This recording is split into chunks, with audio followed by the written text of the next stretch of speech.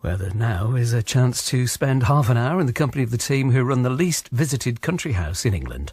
Simon Callow, Jane Horrocks and Miles Jupp star in a brand new comedy, Plum House. Welcome.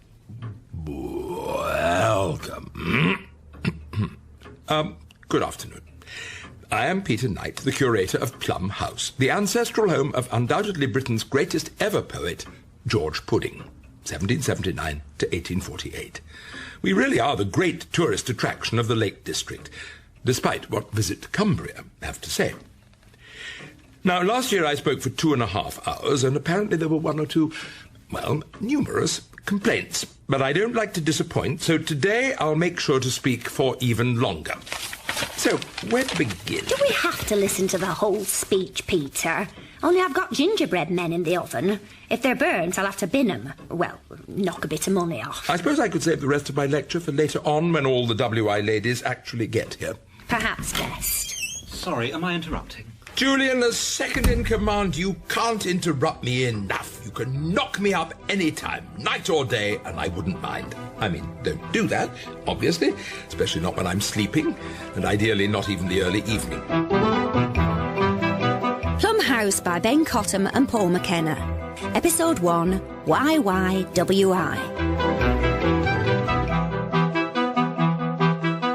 What's that horrible smell? Damp. And Maureen's been making gingerbread men. That'll be it. Right, none for you. You seem a tad agitated, Julian. It's this awful annual WI visit. I can't bear it, Peter. All their bags and coats, their inane comments and miserable whining. I need to sit down. What is this man talking about? Yes, but they always spend a fortune in my gift shop.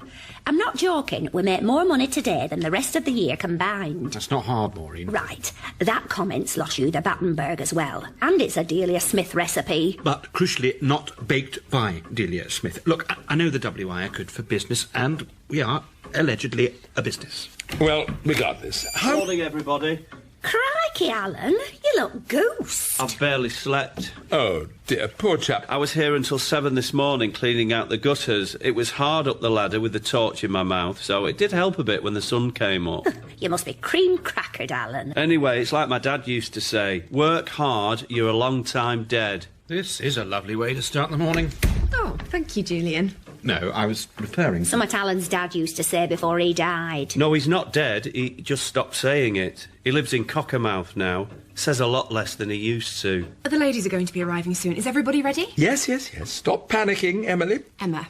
And I'm not panicking, but we need this year to go better than last year. I've prepared a speech this time. My busking days are over. Seriously, Peter, the branch secretary told me they were close to breaking with tradition and going to World of Kettles instead. It's all right, World of Kettles, if you like kettles. Yes, but hardly educational. Oh, Emma, you're a fool if you think they're here to learn. They're more interested in the glitter of the gift shop than the sparkle of my speech. And it's back on the bus and home in time for one of their blathering TV quiz shows. Pointless. Well, I don't know about that.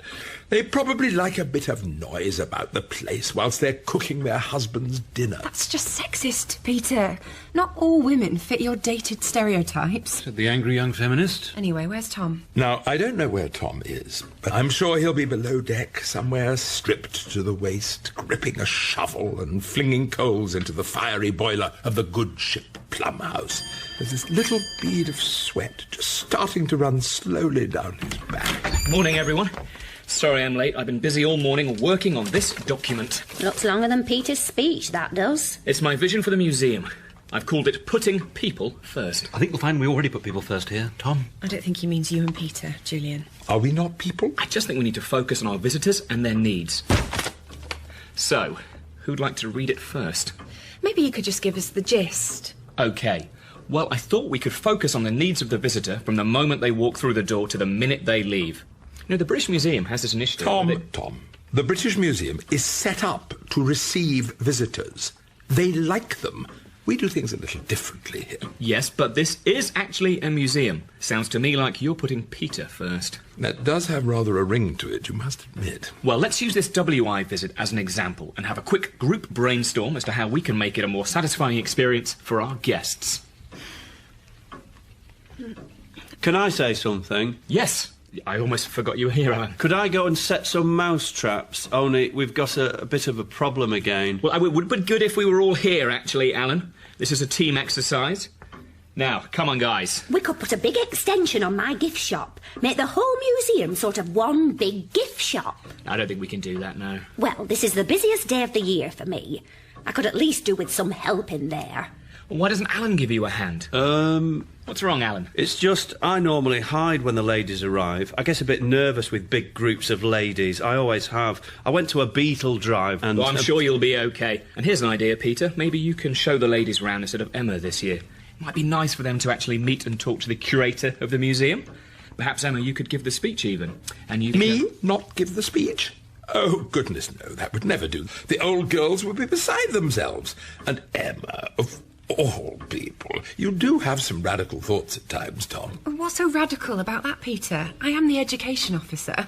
I could give a great speech on George Pudding. I'm sorry, but if Peter isn't giving the speech, really it should fall to me to do the honours. I am second in command, after all. But I will be delivering the speech. Yes, but if you didn't... But I shall be. Let's forget I said anything. Oh, can I go now? Only I... Oh, that gingerbread! Well, that's a good place to leave it, I think. So, everyone knows what they're doing? Oh, yes, old chap. We've got a chess game to finish. It's been going on half the week. Spassky Fisher has nothing on this.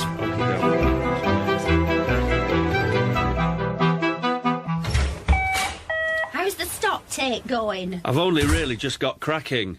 3, 4, 5... Well, hurry up and get them out there.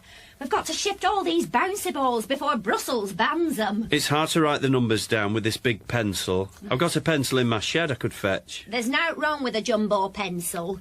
What are these? George Pudding mouse mats. What, for mice? We're trying to get shut of mice. If you give them somewhere to sit... Give it here. I'm really a caretaker, Maureen. I don't... Mistakes everywhere. Alan the chocolate teapot. Honestly, if you want something doing... Fold them tea towels. Actually, don't.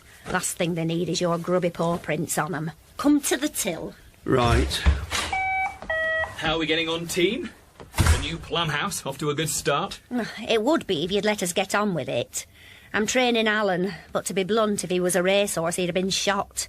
I bet you're not allowed to say that nowadays. Well, look, don't mind me. Please, carry on. Alan, this is the till. Push to open, push to close. Calculator, solar powered. Add up on that. No refunds, no receipts, no exchanges, no directions. We don't speak Japanese. We do take book tokens. We don't take Scotch money. No Scotch money. Questions about the museum are all answered in the guidebook, so just go quiet if they ask. If they're that keen to know, they'll pay $5.99. Not sure that's especially helpful, Maureen. Well, I'm not sure how helpful you are, stood there criticising. OK, fine. Is there anything I can help with? Rub out Alan's mistakes with this jumbo rubber.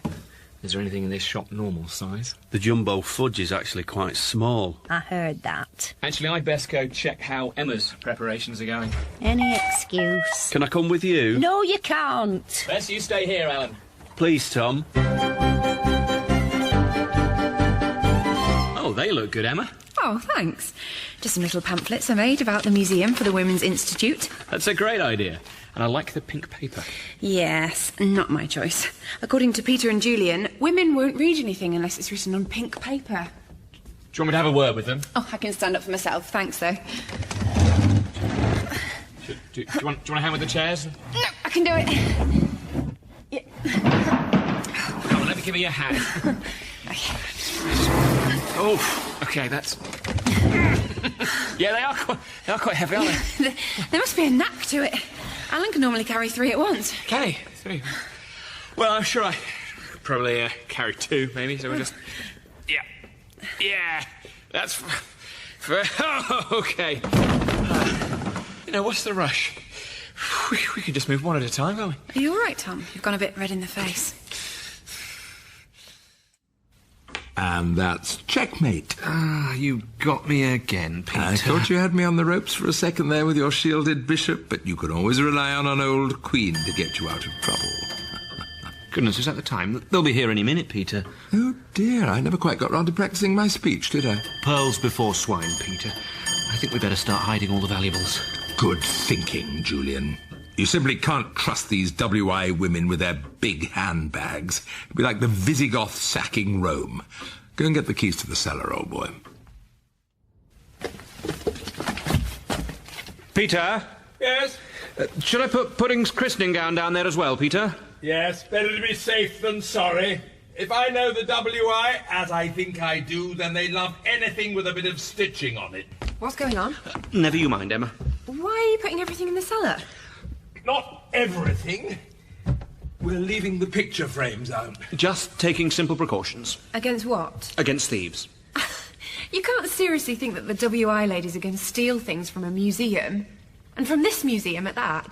They come to find out about local history. As if. They come for a quick wander around the garden and the gift shop. And my speech. And Peter's speech, perhaps. Yes, well, regardless, there's hardly any evidence they're here to pull off some heist. What are you basing this on? Well, what is it, though? How best to explain this to you? These women are awful. That pretty much covers it. I think you'll find the WI appreciate history and culture as much as anyone, actually, and they'll prove that to you today. Not that you've left anything out for them to even look at. It's like we've already been robbed. Emma, please calm down, dear. Some of my favourite women have been women. I had a fantastic mother and a wonderful lady cousin in Hove, or maybe it was Hastings. Oh, and my wife, too. Don't forget her. But we do need to face facts, just like Tom was saying this morning. We must put pudding first. He said put people first. Was pudding not a person? They're here. It can get too warm. Hi, hello. Welcome to Plum House. Thank you so much for coming.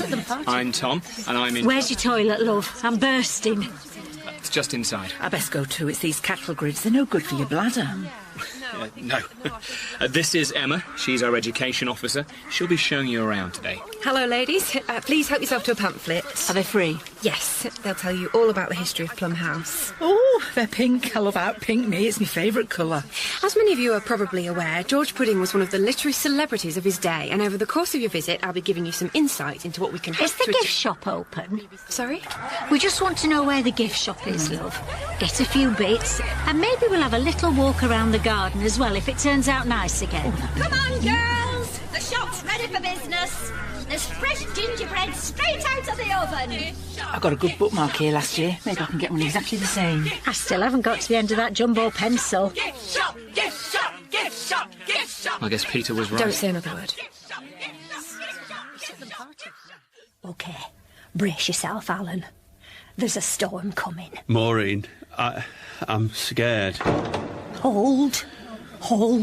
I'm not sure I can do this, Maureen. Just remember everything I taught you, and you'll be fine. I'll see you on the other side. And it begins. We've got any postcards with the Eiffel Tower on them? How come the snow's not moving in this snow globe? Have you got anything without pudding written on it? Oh, is this for sale? Oi, get your hands off that. One at a time. Alan, look after the till. How much is this? I don't know. And this in pink. I don't know. Could a man with type 2 diabetes eat this? Maybe, if you cut it up for him. It says here it's suitable for ages 8 to 80. Our Jones 82. Will he still be all right? Can I bring this back if my grandson doesn't like it? He's a bit fussy. Maureen might know. Has this got nuts in it? I don't like nuts. Couldn't you just pick the nuts out? Would this look good on a bichon frisee? What's that? Oh, I'm sorry. Maureen, I'm sorry, Maureen. Alan, where are you going? Big groups of ladies. That seems to be the last of it, Peter. Excellent work, Julian. Why don't you go and set the chessboard up for another game? Good idea. Might try out an unorthodox opening on you this time. I think you'll find there isn't an opening out there safe against a Peter Knight onslaught. Ah. Emma, did the WI enjoy their pink pamphlets? Get stuffed. Not as much, if you'll excuse me. Could you pass me that coal bucket, Deborah? Emma. I'll just pop it down in the cellar with the rest. I still think this is unbelievably offensive, Peter. Who would steal a coal bucket? We're simply trying to remove the temptation. I have nothing against the WI, per se. I'd do this for any large group of women visiting. Right, that's it. I think we're getting just fine without you.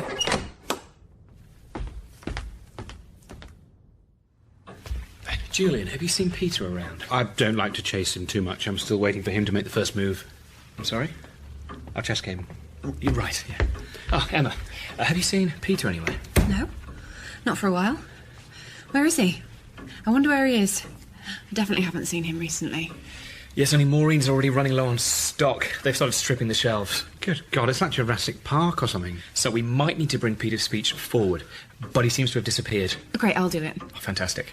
I'm sorry, but I am technically in charge in Peter's absence. Why does nobody ever seem to remember this? Fine, look, we haven't got time to argue. Well, you can do it then, Julian. Right, yeah. So I'm going to give the speech. Yes. That's what you just asked to do. About George Pudding? No, about Paul Hollywood. I think they might prefer that speech, to be fair. Don't start. It's just I'm a bit rushed off my feet. You were playing chess a second ago. No, in fact, you weren't even playing chess. You were waiting to play chess. I was thinking about my strategy, Tom. Chess is 90%. OK, could you just get the speech ready, please, because we're running out of time. Right. Well, I'd better go and learn something about pudding, then. I'm sorry? I mean, condense and distill the immense amount I already know about him. Oh, dear, oh, dear. Hello? Chaps? The curator of the museum is trapped in the cellar, and I have a very important speech to give. I would knock more loudly, but this is the door about which Pudding wrote Ode to a Cellar Door, and I wouldn't want to distress the very timbers of literary history. Come on. You hear this fellow in the cellarage? What's that from? Hamlet? Oh, things must be bad, Peter, if you're quoting a lesser poet like Shakespeare. Yes, it was Hamlet, all right, talking to Horatio and Marcellus of the ghost. Oh, no. Oh, dear. Oh, wait a moment. I can't be. Am I dead? Is this it? Is Peter Knight no more? A ghost? A spook? A shade? Is that all life is? A game of chess whilst one waits for the Women's Institute? And then a door, a black door, closes, slams shut. No more sweetness, no more light, no more pudding. Come, let us descend into the underworld. You are Peter Knight no more. Your work is done. You are Orpheus now. Find Eurydice, daughter of Apollo, and sing to her with divine voice. Eurydice! Eurydice! Eurydice? No, Mr. Knight, it's me, Alan Walsh. Oh, silly Peter. I thought I might have died. That once happened to me, but I was just staying at my dad's in Cockermouth. I woke up and it took me a while to work out where I was. Alan, old chap, here's the situation. We're trapped. Actually, why are you down here? I couldn't cope in the gift shop. It's all got too much. I ran away. Don't worry about it. The same thing once happened to me, but with the fellowship at St Andrews University. Shall I break the door down, Mr. Knight? No, Alan, no. This door was to Pudding what the apple tree was to Newton. Let us think. Yeah. And ask ourselves, what would Pudding do? Oh, it's dry.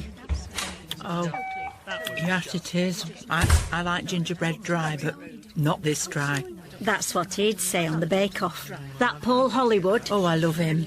And he would say that. He'd say he likes it dry, but not this dry. I'd best say something. Excuse me, lovey.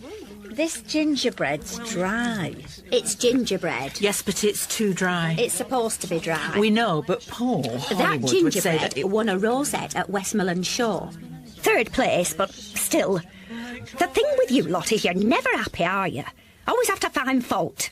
Well, if you don't like how I do things here, then you know what you can do. Hey, steady on, love. It's only gingerbread. Right, ladies. That's it. I'm putting the perspex lids on the cakes.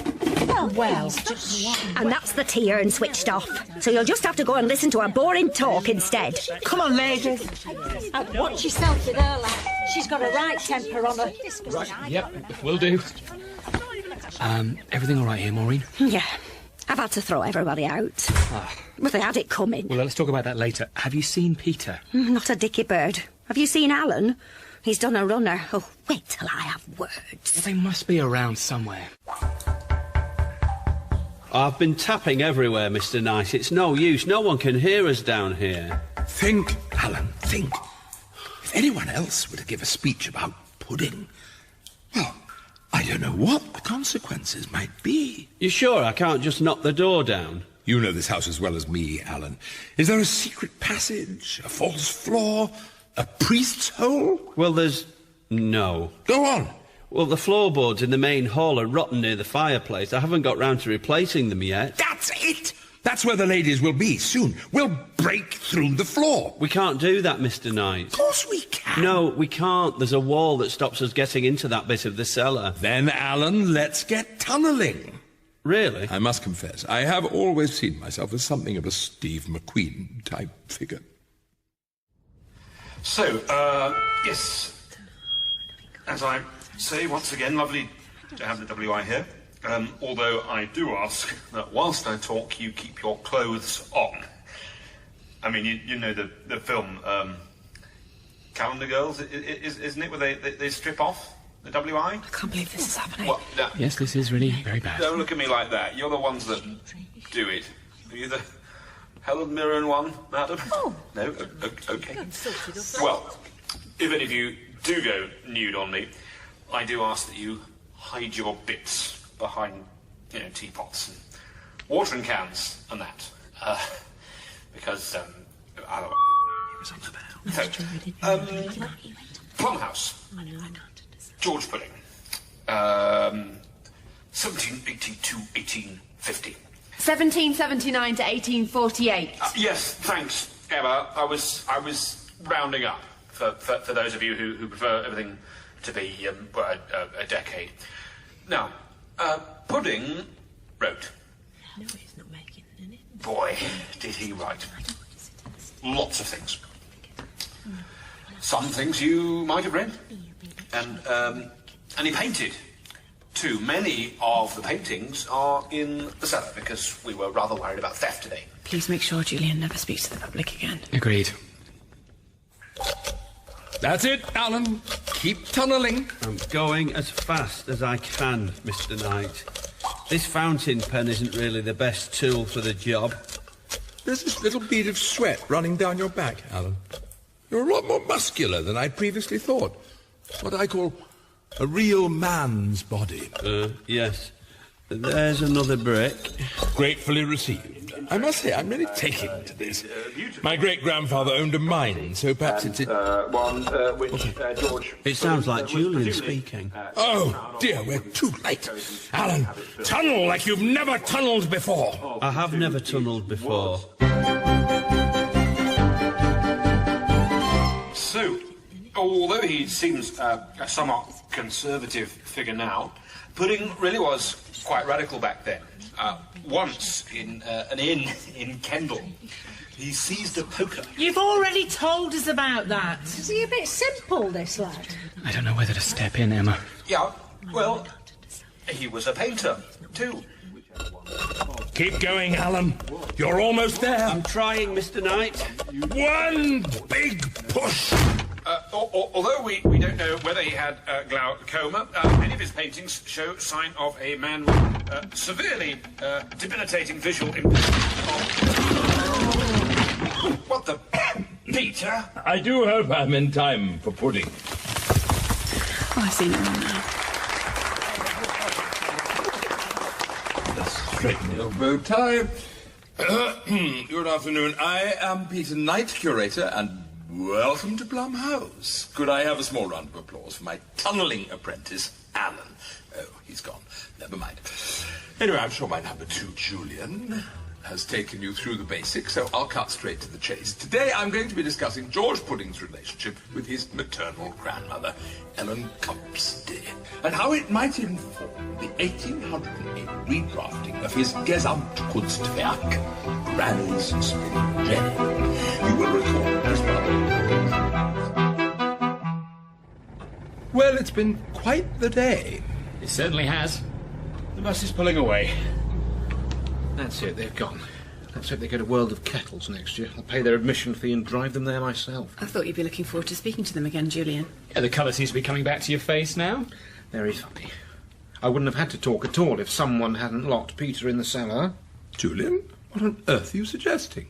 You wouldn't happen to know anything about that, Emma, would you? Nothing to do with me. I'm sure. Anyway, it all worked out rather well in the end. There's nothing quite like a little subterranean adventure. They're gone. That's it. Good riddance to bad rubbish. I don't like to say anything bad about anyone, but, yeah. Is that the visitor book? Yes, it is. If they've said anything about my gingerbread, I've a good mind to give chase. Well, let's have a look. All useful feedback.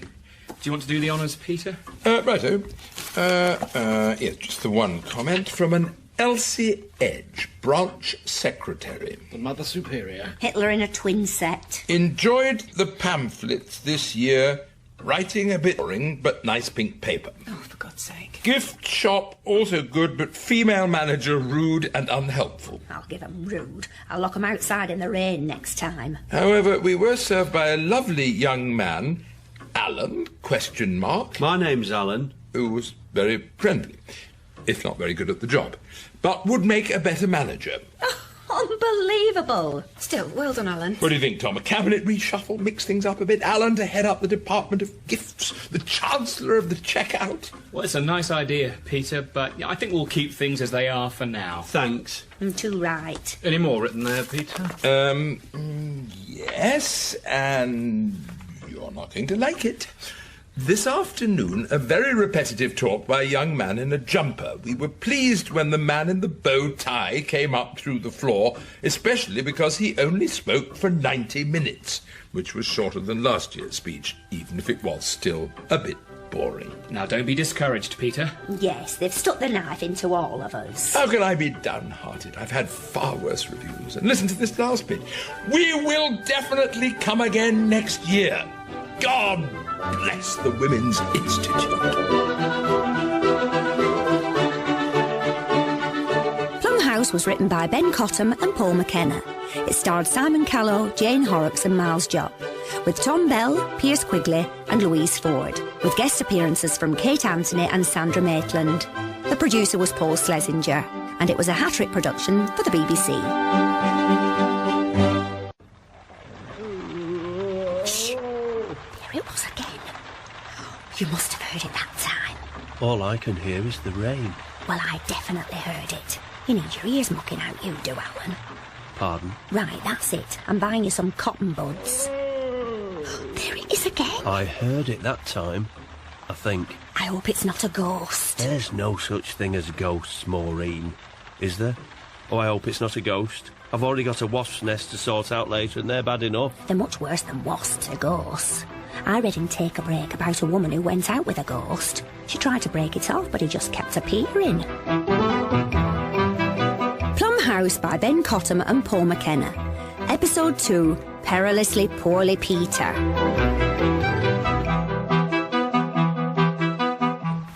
Morning. Morning. Oh, we are not afraid of you. What on earth's going on? We think there's a ghost upstairs. That's a new one. Never a dull moment round here. What makes you think there's a ghost? I could hear this sort of horrible moaning. Are you sure it wasn't just Maureen? Very funny. This was terrifying. It was like something out of one of them horror films. I don't think I'd like them sort of films, Maureen. I've seen Zulu. That was scary enough for me. Where's Peter? Well, that's the other strange thing. He's nowhere to be seen. And as you know, me, Alan and Peter are always the first in, having a mange too.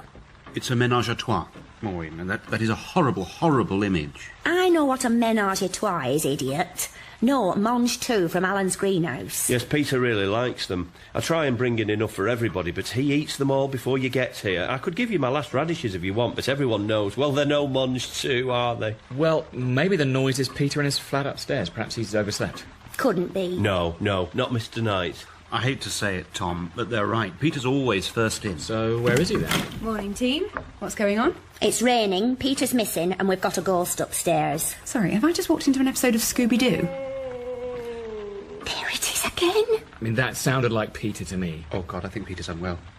Right, the most important thing is it's all to stay calm. Right, nobody panic. Nobody panic. Alan, stop panicking. Sorry, Mr. Julian. Don't panic. Tom, I think we'd better go and check on Peter upstairs. Yeah. Well, at least get out of here.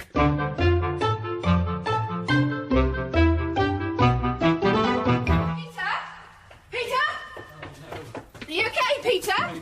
Everything all right in there? Open the door. Like St. Sebastian, shot by all the arrows. Peter? Okay, right, I'm going to open the door, Peter, all right? God, it won't open. Well, break it down. Break it down? Yeah, just knock it off the hinges. I really don't think I'm going to be able to do that. Well, Peter won't mind. He might be having a heart attack in there. No, it's just a very solid-looking door. Just kick it down, Tom, like they do in the films. Yeah, like in the films. Okay. Come on, quick. All right. You're a machine. Oh, no! Oh, I didn't have the right shoes. Right, stand back. Peter?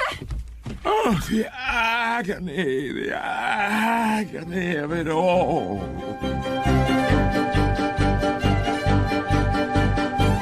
What's wrong with him?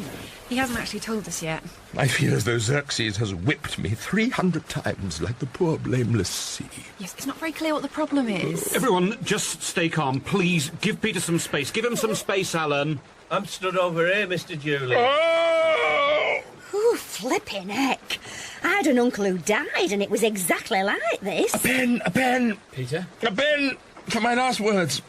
And clay. Fetch clay for my death mask. And mange too. Bring me sweet mange too from the greenhouse.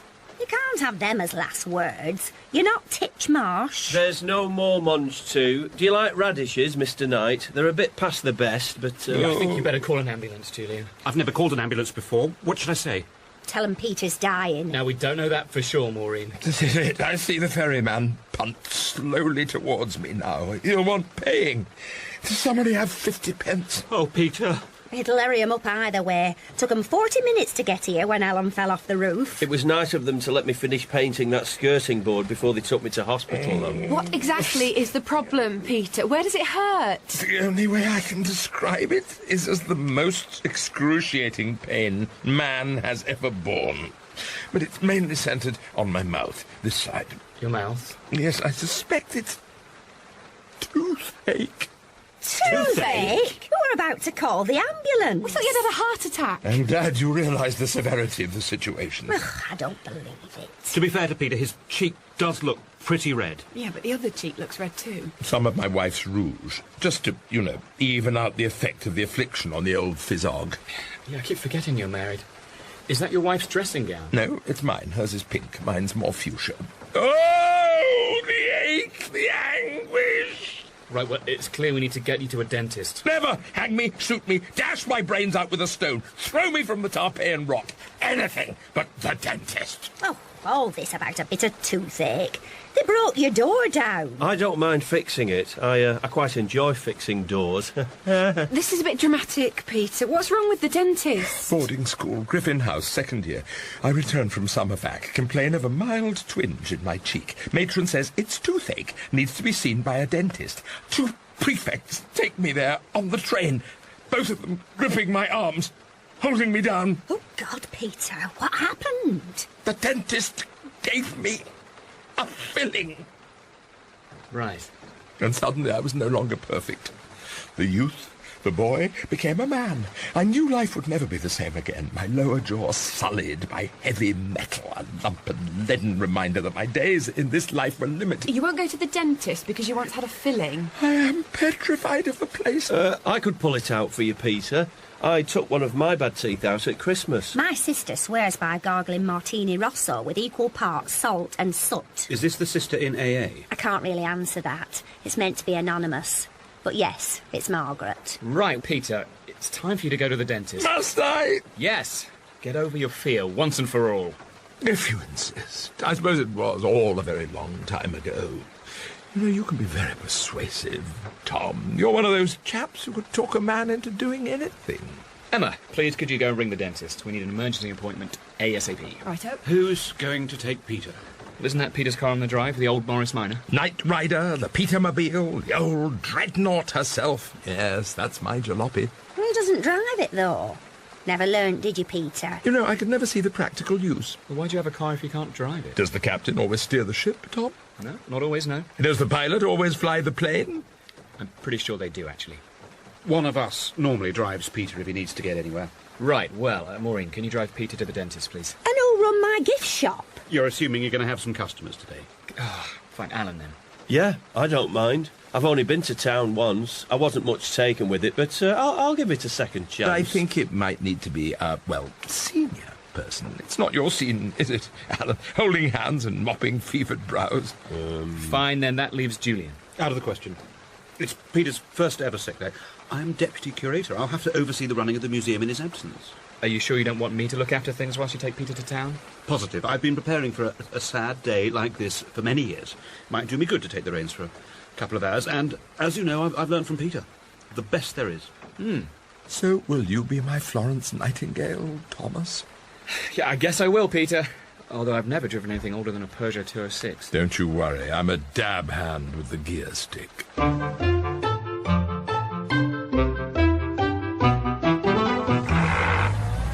We're motoring now, Tom. Motoring! Maybe I should do the gears, Peter. It's really not as easy as I'm making it look. Are you feeling any better? Wiping my feet at death's door, Tom.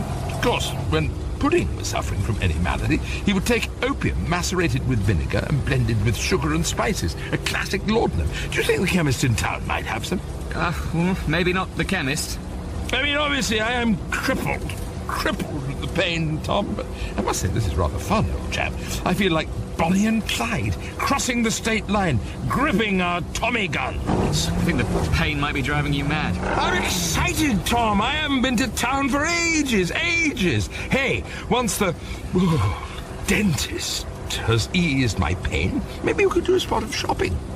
Well, let's see how we get on. I could do with a new woolen jacket from C&A. Perhaps we could rent a video cassette from Blockbuster. Yes! Take me there!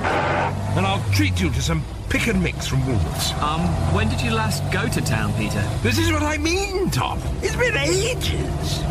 Yeah. Well, I have some bad news for you. We can keep this meeting on. I have to do without all this, to be There's honest. no point, Right, Maureen. thank you all for coming. What is this meeting in aid of, Julian? Yes, I'm a bit busy for this, love. I've just had a delivery of I Love Pudding T-shirts which need sorting. The larger sizes always sell out first. I never know why. Quiet, please.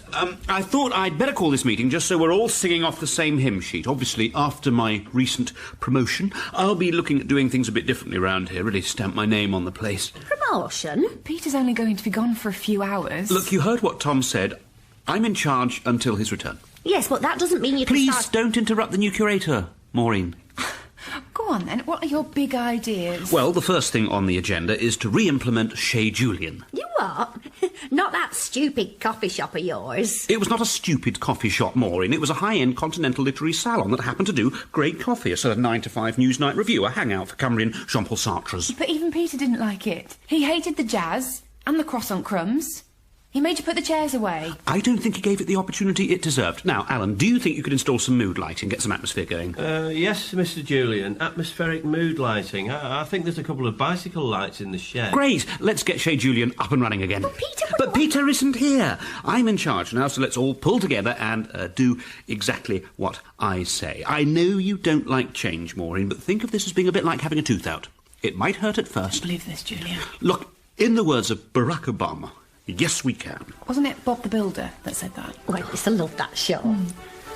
Anyway, is that it? Oh, that is just the start. Item 2, I will be needing my own parking space. Item 3, free lunches for all curators and deputy curators. Item 4,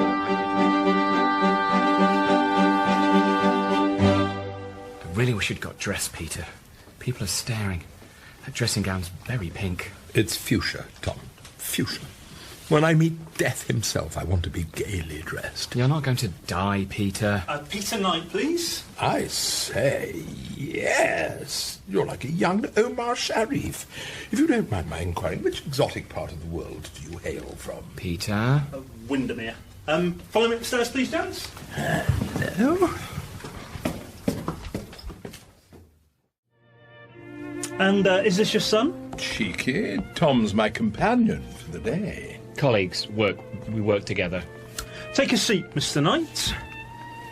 Just pop this on you. And we're just going to pop you back. Whee! I say, Tom, shades of Dan there with this dentist chair. You must kneel before the Mekong. Now, what seems to be the problem? Picture the scene. Boarding school, Griffin House, second year. Yeah, Peter's got bad toothache, and He's afraid of the dentist. OK, very common, nothing to worry about. Easy for you to say, chum. Just relax and open your mouth, please. Oh, the indignity. Here goes. Good God, I haven't seen teeth like this in a while. They're only really in textbooks at dental school. We really must introduce you to flossing. Who's Flossie? A dog? A dog, is she? I'm just going to give a couple of teeth a little tap, Peter. Let me know if it hurts, OK? Do try to be gentle with me, young man. I'm not always the tough guy I appear to be. OK, does this hurt? Yes! Does this hurt? Like childbirth! What about this one? Ah! I think we found our culprit. That's it, Peter. You can squeeze my hand if you want to. No, my hand, Peter. Yep, I think we're going to have to remove this tooth. Oh, goodness, Tom, you should have just left me in my bed to die. Don't worry, Mr. Knight, we can put you under an anaesthetic. Give me all the opiates of the East. I want to feel like George Pudding after a night out with Coleridge. George Pudding, Plum House. I went there on a school trip once. Ah, did it encourage you to go into a career in literature, the arts? I'm a dentist. Ah, yes, of course, that's why we're here. But did you enjoy it, old chap? I remember a man spoke for a very long time. He was wearing a dressing gown and... yes, how is the old place going? We're still astounding tourists daily. Hardly surprising, though, as George Pudding was one of the world's great poets. As you'll recall, the story really begins with his great-grandmother. Probably best to knock him out sooner rather than later. Here you are, Peter. Put this over your mouth. She allowed herself to... That's the ticket, and then some. You summoned me, oh great leader? Please, come into my office. Peter's office. How is Alan getting on with Shay Julian? Fine, yeah, he's putting some plastic chairs out. Oh, Emma, you won't be like this when Melvin Bragg and Matthew Paris are hanging out here, chilling with an espresso. How long before Peter gets back? Never you mind about that. Now, I've been thinking about your position here at Plum House, Emma, and I feel like you deserve a promotion. Really? Well, that's actually quite thoughtful of you, Julian. How does deputy curator sound? It sounds like your job. I'll need somebody to fetch my lunch, open my post, organise my meeting. You want me to be your PA? I thought you'd prefer the term deputy curator, but I'm happy with whatever you want to call it. It's called a PA, and no thank you, Julian. I'd rather sit in your poxy coffee shop than take that job. Well, at least you're coming around to the salon idea. Now, can you show me how I use this telephone? Do I have to press a number to dial out? You've been here for 10 years. How do you not know Just how to... show me. You press 9 first. Thank you. You're excused.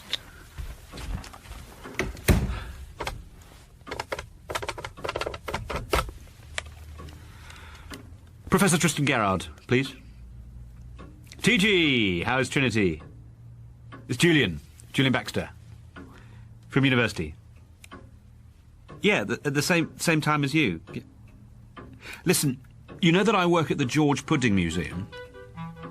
George Pudding? The romantic poet. You're supposed to be a professor of English literature. No, I'm not ringing to... Well, I just thought I'd let you know I'm curator now. Yeah. Doing great. No, Julian. From university?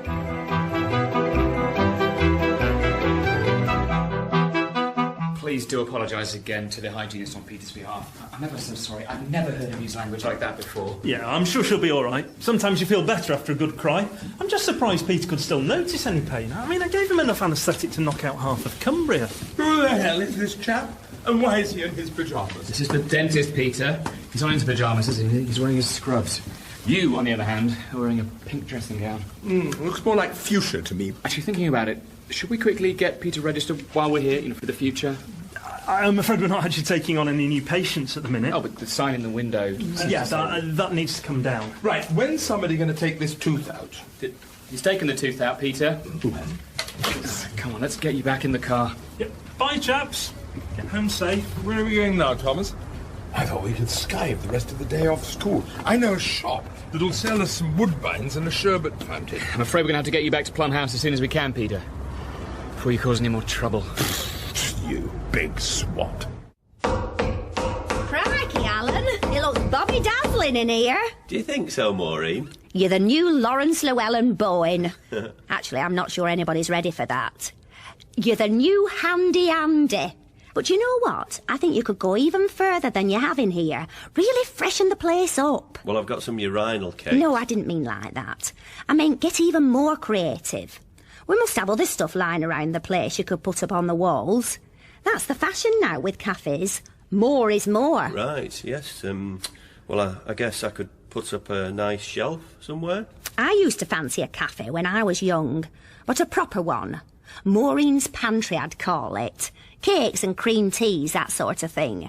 Do you ever wonder what you'd have done if you hadn't started working at Plum House, Alan? No. I am the balloon that floats towards the moon. I've never understood that line of puddings until today. Yes?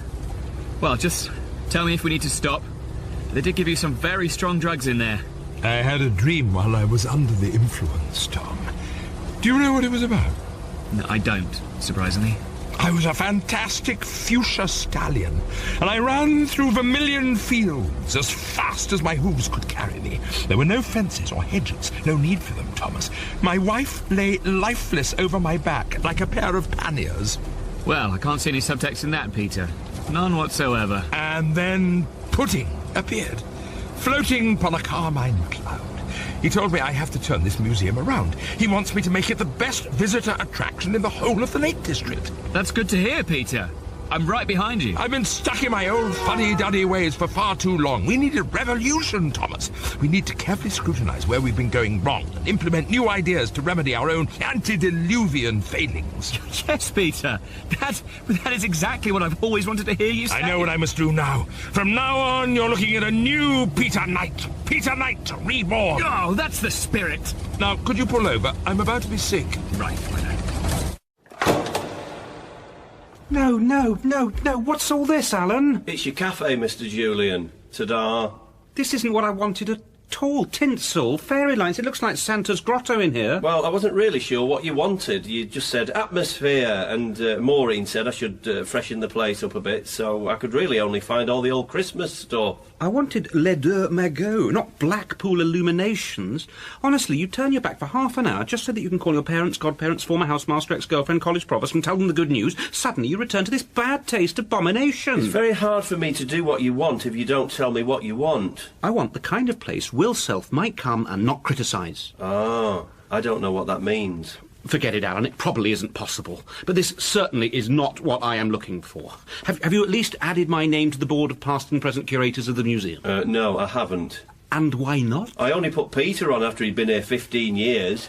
Here you are, Mussolini. Here's your free lunch. What on earth is that? It's a fish finger butter. I'm sorry? Bread, fish fingers, bread. A fish finger butter. I can't eat that. I'm an adult. I'm curator of a museum. Peter eats them. He once said it reminds him of something he ate in Marseille. Oh, you're an expert in French cooking now, are you, Maureen? I'm not saying that, but I can do French toast. It's just eggy bread, really, isn't it? Why don't you go and do me a nice crepe? I beg your bloody pardon. It's a fish finger butty or a run round the kitchen and a sniff at the tap. I'm asking you, as curator, to make me a pancake. And I'm telling you no chance. That is not the way to speak to a superior, is it, Maureen? Insubordination like that gets people the sack. I think everybody should calm down. Well, you couldn't sack me. Yes, I could. You wouldn't dare. Right, you're sacked. What for? What's going on? Maureen's been sacked for gross insubordination. He didn't want a fish finger butter. Is that still going spare? Are you for real? Yes, I like fish fingers. Well, when I say sacked, what I meant was... Did you or did you not sack Maureen? I did, yes. Well, you don't have the authority to do that. Well, it's a grey area what I can and can't do, but I'm standing by my decision. Unbelievable. Right, I'll get me things then. 23 years Don't I've worry, worked... Maureen. We'll come with you. The Plum House staff are going on strike. Everyone outside. You don't have a union. It's a grey area, Julian. And today, we do. Come on, Alan. If you leave this room, then you're all sacked. The lot of you. Maybe I'd better stay. You can still mow the grass, Alan. Don't worry. Wait. Can you all just stay here until Peter and Tom get back? What about visitors to the museum? Well, there's none here at the minute. I'm sure you can serve them a nice Nescafé at Chez Julian. Julian. I like the lights, by the way. Oh, thank you. That was me. You are all in so much trouble right now. I think you're the one in trouble, matey boy. Let's leave him to it. I'm we ought to embrace the internet. Tom, we really must.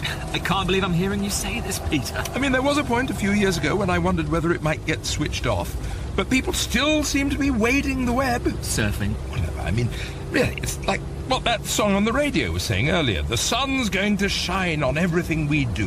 Who was that, Tom? That was the Lighthouse family, Peter. Excellent. Really rather good. I expect we're going to hear big things from them in the future. And here we are, home at last. I've never realised quite how long a journey that was. It's been quite the trip into town, but I'm glad to be back. Oh, hold up. Why is everyone sitting on the drive? Where's Julian? Knowing Julian, I'm sure there's some reasonable explanation. What's going on? Julian's fired us. Sorry? He sacked Maureen for making him a fish finger butty. I protested, but he sacked me too. I'm very keen to get back to work. That's why I'm, sitting on my lawnmower. Right, where is Julian? He's hiding in his coffee shop. Since when does Julian have a coffee shop? Well, he set it up about 5 minutes after you'd gone to town. He's named it after himself. I'm a little stunned that no one has asked about my toothache. Oh, to be fair, Peter, we have all just been sacked. Sacked? I'm missing a tooth. Let's keep things in perspective. Well, none of you are fired. I'm officially re-employing all of you. Is that okay, Peter? Tom, I am but a slave to your caprice. And now, excuse me, I must go and talk to some trees. Is Peter all right? Can I get on with my mowing? Mow on, John Barleycorn. Yeah, whenever you're ready, Alan. But in the meantime, look, I think I need to have a word with Julian. He's watching us out of the upstairs window. He keeps trying to hide, but he's not very good at it. Julian! Julian! I know you're up there. Open the window. Tom, don't believe a word they say. It was like Lord of the Flies, but in a museum. They've practically locked me in here. Oh, I could swing for him, I could. Well, they're saying you sacked them. Well, I just wanted everything done properly. We could do things so much better here.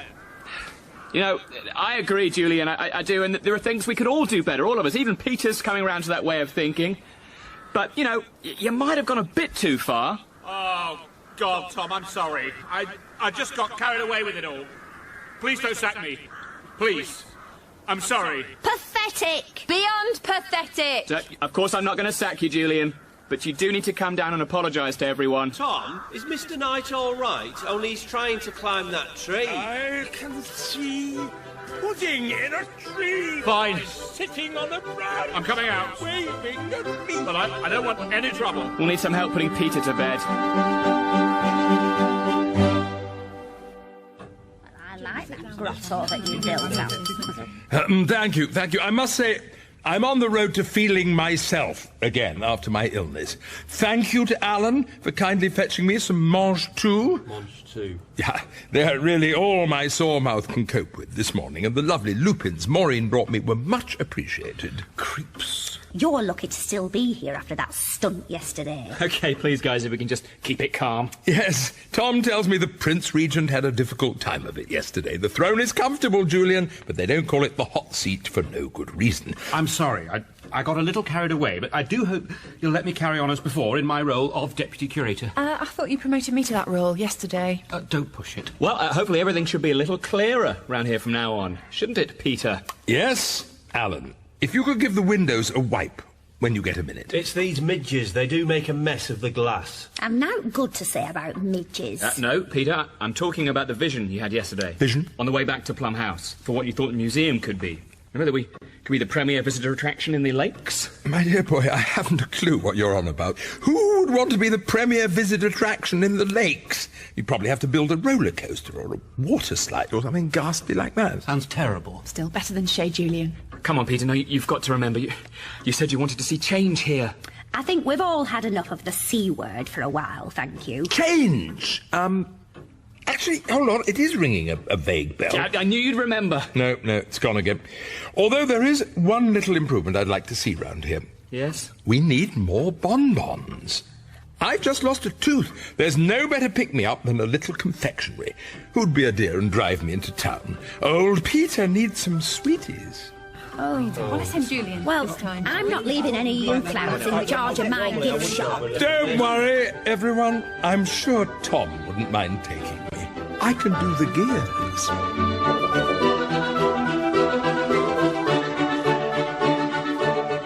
House was written by Ben Cottam and Paul McKenna. It starred Simon Callow, Jane Horrocks and Miles Jupp, with Tom Bell, Piers Quigley and Louise Ford. The dentist was played by Ben Cottam. The producer was Paul Schlesinger, and it was a hat-trick production for the BBC.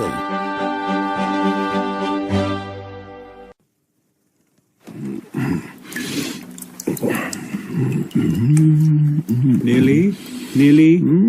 He's almost there. One thumb up. 2 thumbs up. He's Finished. Do you know what? That wasn't bad chocolate tiffin, Maureen. Great. Can we start the meeting now, please? Hold on, Tom. We're yet to hear the verdict. Scores on the doors, Peter? 5, maybe a 6. Out of 5, I hope. I'm afraid. Right, well, thank you, Mary Berry. Now, I think it's obvious what we need to discuss first. Yes, these buckets of Allen's have had it. Look at the state of them. Rusting away, missing handles. I think Tom was referring to why we have the buckets everywhere, Maureen. The leaks in the roof? What's the latest, Alan? Yes, it's what Emma said. Water's leaking in. I know, but what are you doing about it? I'm trying to fix it as best as I can, but, well, it's hard with 2 ladders gaffer taped together. What I could really do with is some scaffolding. Oh, and tiles. Yes, tiles as well. Plum House by Ben Cottam and Paul McKenna. Episode 3. Trust the Trust. Well, what about the plastic sheet suggestion, as a short-term measure? We don't have any. Maureen's given me some carrier bags, but to be honest, I can't see that working. This is an outrage. He's doing his best, and the zip's bust on his cagoule. Actually, I've used my cagoule to plug a leak now. No, I don't mean Alan. I mean how we treat the great cultural treasures of this country. The French wouldn't tolerate water seeping into the Louvre. Oh, they're very laid back, the French. My sister said the toilets at her campsite were in a terrible state. If it gets much worse, they'll close us down like they did to Spindleton Hall. I heard that wasn't anything to do with the roof. Apparently the Trust sent one of their secret reviewers around the place and he wrote a really damning report. As a National Heritage Trust employee on secondment to this museum, can I just say now that we don't send out secret reviewers and shut museums down, honestly. But Emma's right, visitor safety does come first and we need to get on top of this. So, how's the public appeal getting on? Emma, could you tip out the collection box? Right, oh, yep. Oh. Well, that's £3.50. Hang on, that one's €1. The French coming to our aid? £3.50? I spent more than that decorating the collection box. Very disappointing. Yeah, you'd think the public would be more generous. No, I meant the box. She's just stuck a little glitter on the side. Well, I don't want marks out of 10 again. 3, maybe... Peter. I'm surprised the public hasn't responded to our story in the local paper. Especially after that photo. Tom and I look like Jean Kelly and Debbie Reynolds, twirling our umbrellas. I don't think the wet plums headline helped. Anyway, this is becoming quite the emergency. We need to set up a special roofing committee. Call it the SRC, if you want, to come up with new ways to raise the money. I like the sound of that, Tom. Well, it's getting serious, Peter. We can't have the fabric of the museum compromised. No, I mean the initials SRC. Sounds clandestine. A group of men meeting in the woods late at night. Halt! Who goes there? The SRC. Though, of course, I know very little of the cloak and dagger world. I often wonder what life would have been like if I'd accepted that offer from MI6. Peter, will you please just concentrate on the matter at hand? Sweet Agamemnon, son of Atreus. What on earth, that racket? It must be a deaf person listening to some music. God, Alan, you make a better door than a window. Move your big head. Sorry, Maureen. There's no need to push, Maureen. Who's that? I've never seen him before in my life. He's getting out. Whistling. Were we expecting somebody? Not that I know of. How strange. Maybe he's lost. Look, he's got an umbrella. The plot thickens. Now the plot's thick. Guys? What? So aren't we missing something here? I mean, we are a museum, aren't we? Open to the public. So, think about it. Guys, it's a visitor. Oh, come on. I've a good mind to go downstairs and tell him we're busy today. Fancy just turning up out of the blue expecting a royal reception. We didn't even give one of those to Prince Andrew. Completely forgot he was coming. Now, we are never too busy to have visitors, Peter. They're always our most immediate priority. Well, I'd best get back to the gift shop then and put those mouse mats out. We could do with flogging a few of them. They're starting to go mouldy. Might actually attract mice. Good, Maureen, good. Would you mind giving our visitor a tour, Emma? Oh, it would be my pleasure. It's been a while since I got to speak to someone from the outside world. And, well, I guess you'd better crack on with emptying some of those buckets, eh, Alan? They're nearly overflowing. Oh, wouldn't worry about that. Most of them leak, so the water, it never quite gets to the top. Right, and so what? The water goes all over the floor instead, does it? I'll go and find some more buckets. Good, good. I should probably pop to the loo, then make Peter and myself some tea. No, that's okay. I'll make them. You and Peter are not to leave this room until we've come up with a plan for fixing the roof. Not even to use the facilities? Okay, fine. You can have a quick toilet break, but then I need you to come straight back and for both of you to get your thinking caps on. Yeah, and that is not an excuse for the two of you to go and find actual hats again. As I said last time, that is just a saying. I thought I looked rather good in that fez. Like an Ottoman janissary. Hold on, Peter. I've just had a terrifying thought. You don't think our mysterious visitor is one of those secret reviewers from the Trust, do you? Hey, what do you think you're doing? You can't just come in here when there's no member of staff in the gift shop. Oh, sorry. Just the sign said you were open. I wandered in. But I wasn't in here, was I? Would you just wander into my house when I wasn't there, put my slippers on, and eat me crumpets? Oh, sorry, I didn't really mean to cause any trouble. Well, just have a little think next time. Now, what are you looking for, love? I've got some cracking mouse mats on sale. Well, truth be told, I just came in for a bit of a browse, actually. Well, we don't like browsing. Buying, then you're talking. That's the ticket. Come on, what do you like the look of? Well, this is a nice postcard. Oh, in fact, it's rather amusing. I'd sooner be in the Lake District. That's very good. You wouldn't if you had to pay council tax. £30 mine's gone up this year. Oh, well, I think they mean on holiday, rather than... Oh, you've all the answers, you have. Right, that'll be 40 pence. Oh, hang on. Not quite sure I want to buy it right now. 60 pence. What I meant is, I might come back and get it later, after I've been round the museum, so I'm not carrying it about. It's a postcard, not a breeze block. We might have sold out by then. Well, you hardly seem rushed off your feet. Well, I'll be waiting. I've had people make promises before and they've never come back. Oh, never come back? Yes, I was here till midnight once, waiting for a nun to buy a colouring book. Miss Rosemary in time. I had to make Alan search the place to check she'd definitely gone. You must have scared her off. What are you saying, love? Nothing. I wasn't... Maybe I should go and have a wander around some of the other rooms. Some people. So rude. Why else would a man on his own turn up at a museum unannounced? He must have been sent here undercover by the Trust to review us. Certainly sounds a great deal more feasible than that whole visitor suggestion Tom made earlier. Oh, they've really tried to pull a fast one on us this time, Peter. Giving him an umbrella, putting him in trainers, trying to sneak him in under our noses. But surely Tom would know if they were sending somebody to spy on us. He always seems to be abreast of this corporate management flim-flam. Unless he's in on it as well. What a terrifying thought. I think we need to subtly extract some form of confession from Tom before we jump to any conclusions. Here we go, chaps. Don't worry, Julian, I'll be discreet. Right, tea for everyone. So, what ideas have you come up with? Tom, I don't suppose you're working in cahoots with the Trust in sending a man undercover to review us and close down this fine museum? Could have been a little more discreet, Peter.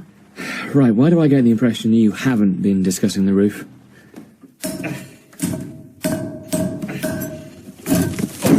What? Sorry. Crikey. Nearly got me that time. Sorry, I didn't realise there was someone down there. I'm just trying to fix a leak. No, it's probably my fault. I just thought you might have roped off this area. I don't like to say it, but have you heard of health and safety? I've heard those words, but never together like that. Are they electricity cables going through the water? Oh, dear. Your ladder just seems to be two different ladders taped together. Yes, they are, and yes, it is. Not ideal, is it? Well, I don't want to be one of these people, fun police, but it all looks really quite dangerous. I mean, not just for members of the public, but actually for you, as a member of staff. Oh, I'm a volunteer.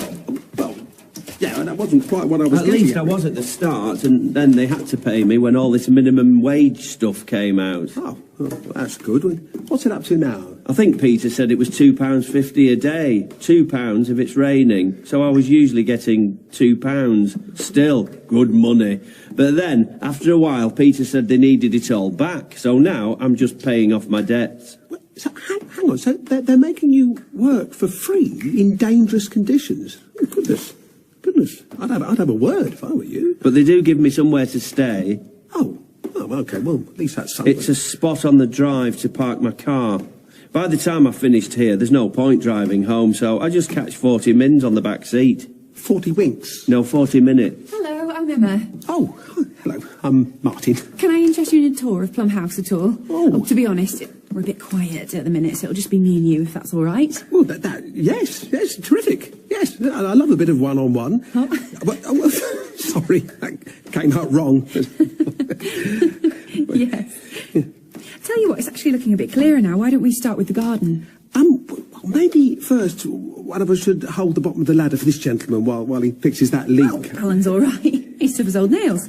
The last time he fell through the roof, he just carried on like nothing had happened. It's amazing how much work you can get done when you're trying to take your mind off a broken leg. I thought about going to the hospital, but you don't want to make a fuss, do you?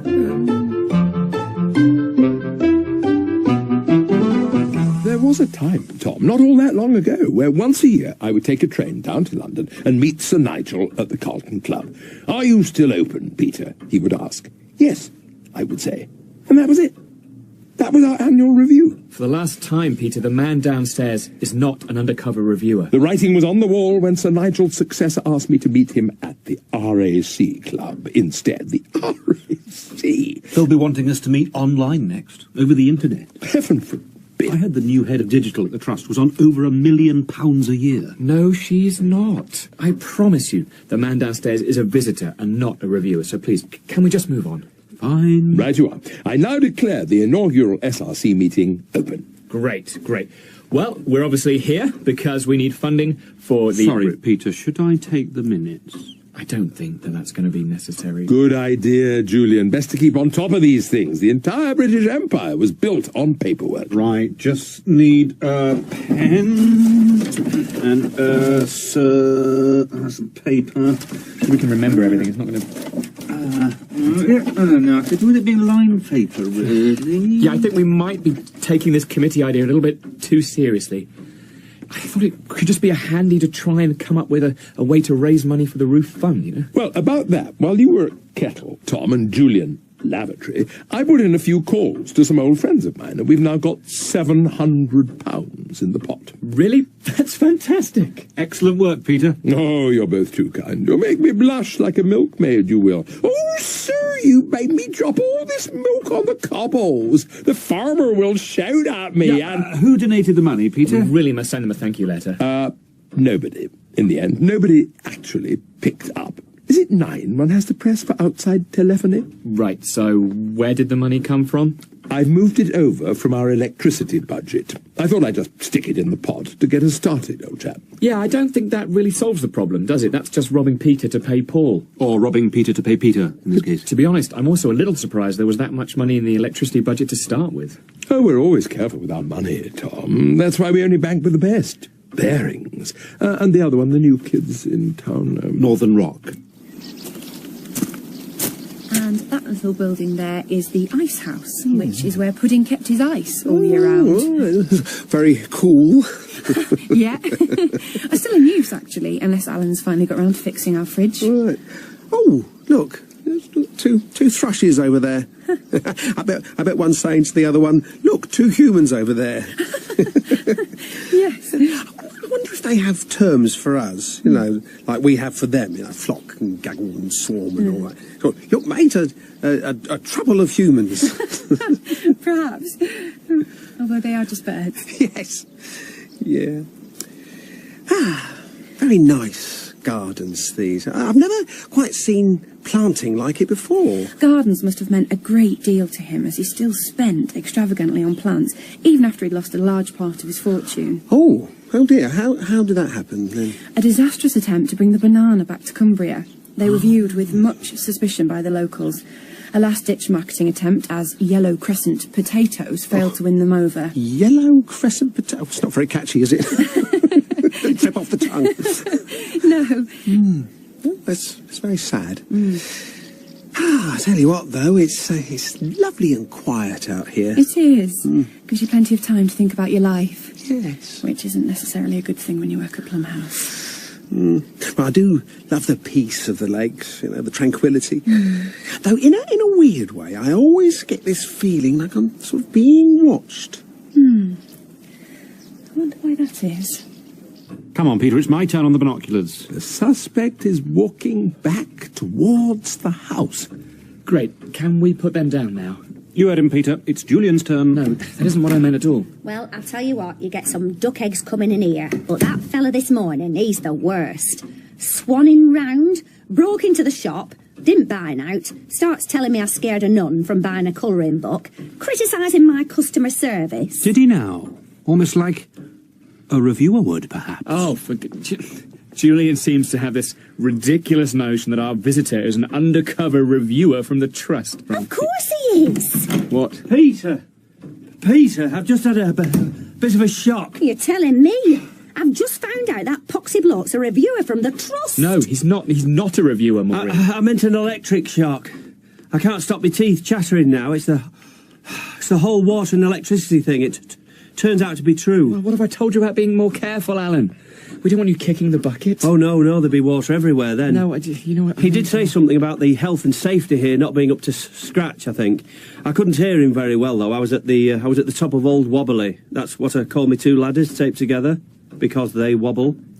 I can't afford to lose this job. Me neither, though I do seem to be paying to work here. Wait, what? Come on, Alan. We've got some making up to do. Guess I'd better get some safety gear on. Show him that I know what I'm doing.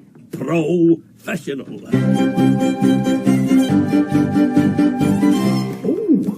Oh, I like this one.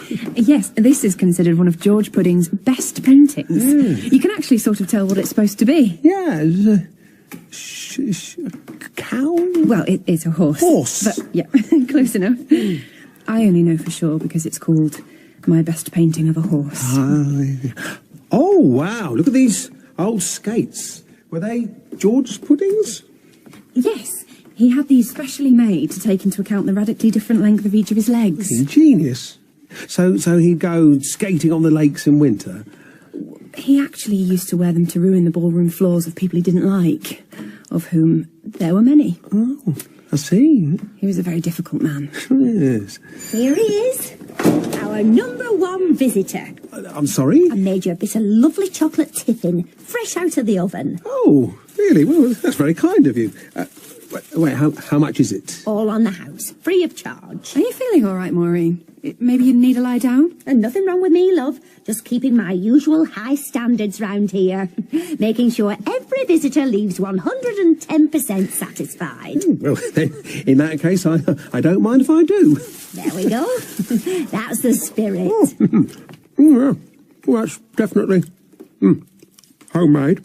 Would you like any more? No, thank you. Hello again. Alan?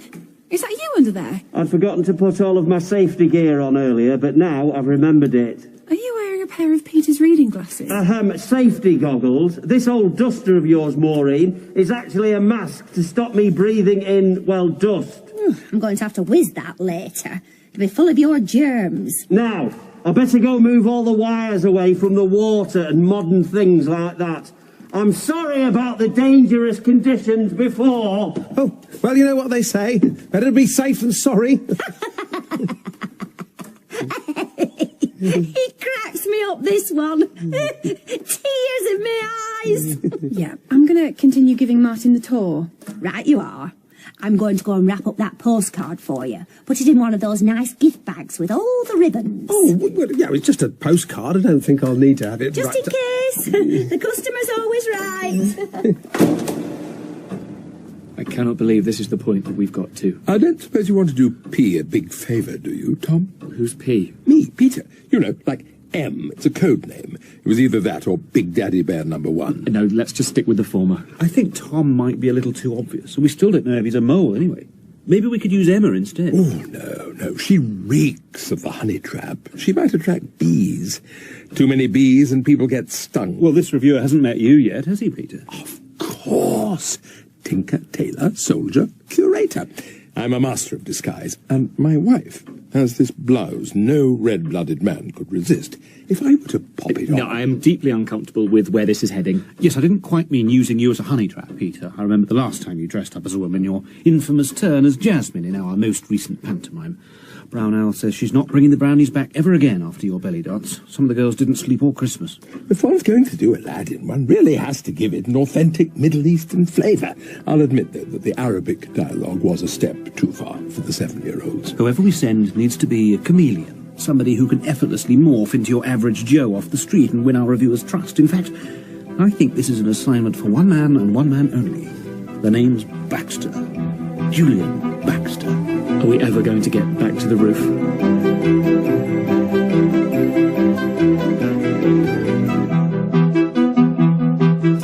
This is the kitchen.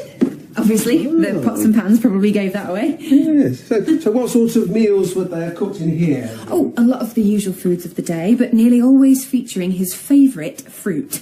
George Pudding so loved the plums from his trees that he had the house renamed. Thrush Hall became Plum House. Oh, these jelly bowls are amazing. I was thinking you must have some quite valuable objects here at Plum House. If you don't mind me asking, what are the more sort of prized possessions? I don't think we've really anything priceless. Maureen picks up a lot of the items at local car boot sales. Oh, that's a shame. I thought a house like this would have a few, treasures on display. Well, I'm sure a fan of pudding would pay big money for some of the items, but as you can see from our attendance today, they're rather hard to come by. Hey, hope I'm not interrupting.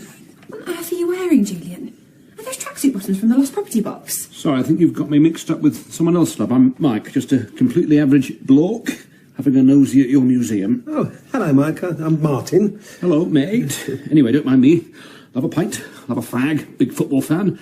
I am just your normal, run-of-the-mill northern member of the public. So, carry on. How's the work? Julian, what are you doing? So, Martin, now that we're pals, tell me a bit more about yourself.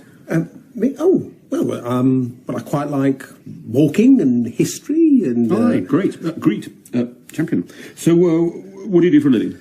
Well, I have an office job in London, but it does involve the odd bit of travelling around the country, which is nice. Of course it does.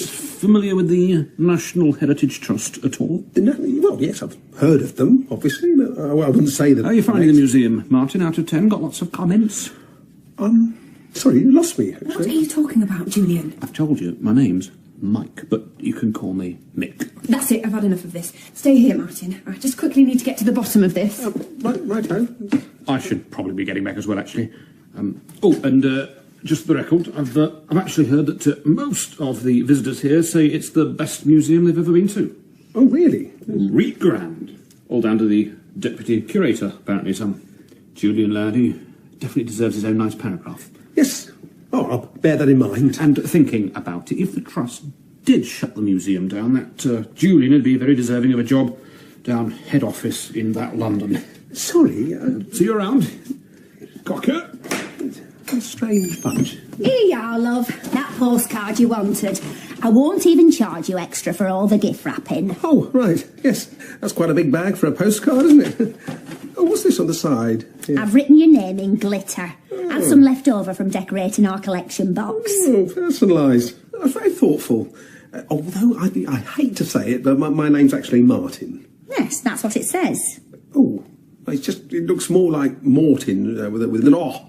No, it doesn't. Well, it does a bit. Why would I think you were called Mortin? Who's called Mortin? Well, I don't know.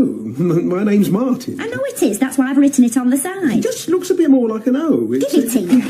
You're not getting anything now. Forget it. I don't care what you say in your review. You were always going to stick the knife in.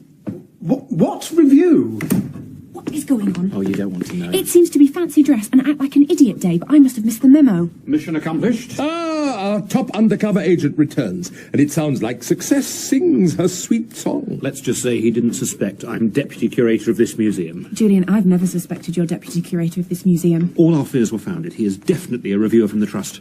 What? He couldn't hide it from old Jules. Started blabbing like a baby. No, Julian, the Trust would never send a reviewer without giving us plenty of notice before... How dare they send some undercover operative to besmirch my reputation? 30 years I've been curator of Plum House, and to treat... Knock, knock. Yeah, sorry, I didn't mean to interrupt. Just wanted to say that I've actually got to go now, Emma, so thanks for the tour. Why, you sneaky, deceitful blackguard. Sorry? OK, calm down, Peter. I really... You can run back to Mother and tell nasty tales about Plum House and finish us off for good. You're very much mistaken. I will jump before I'm ever pushed. Do you hear me? I'll jump! Martin, are you an undercover reviewer sent from the National Heritage Trust? No, I'm not.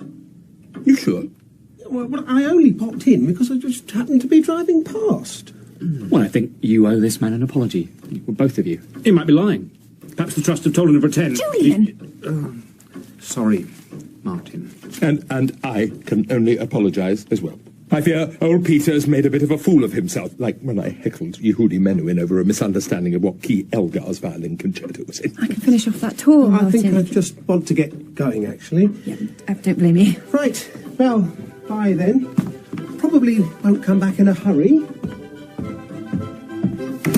Perhaps not our finest hour. Yeah.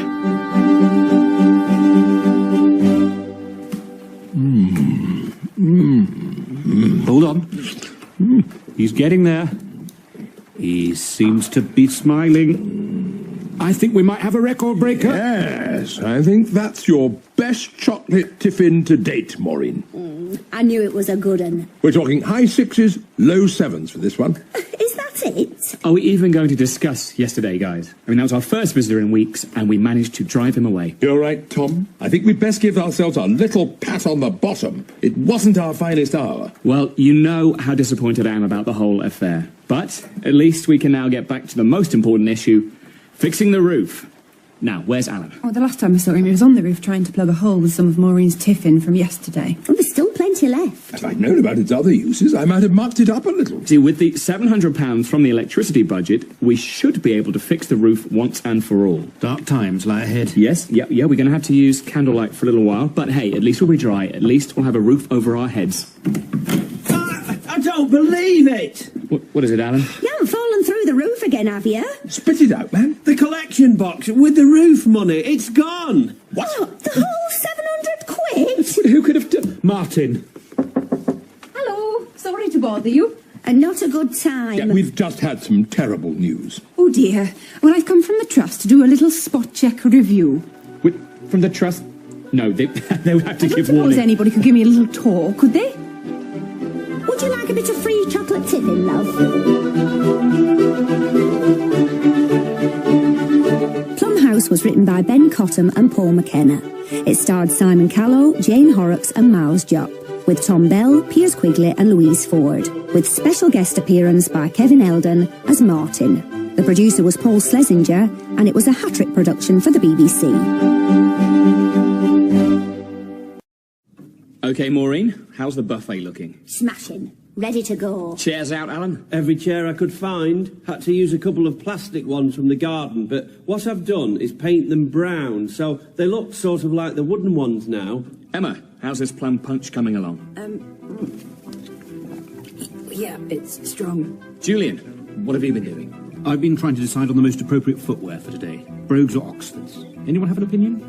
We're about to host the George Pudding Society's Summer Symposium, old chap. Yeah, exactly. I think there might be more pressing matters than what shoes you It should... obviously has to be the Oxfords. This is a once-in-a-lifetime opportunity to razzle-dazzle some of the finest academics in the world. Plum House by Ben Cottam and Paul McKenna. Episode 4. Peter versus Prynne.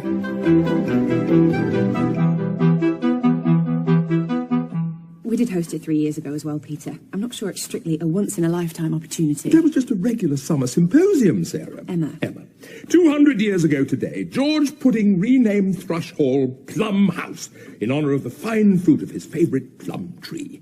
And of course his obsession with plums was to inspire many of his finest later poems. The Plum Collector, Plums upon Plums, The Wind That Shakes My Plums.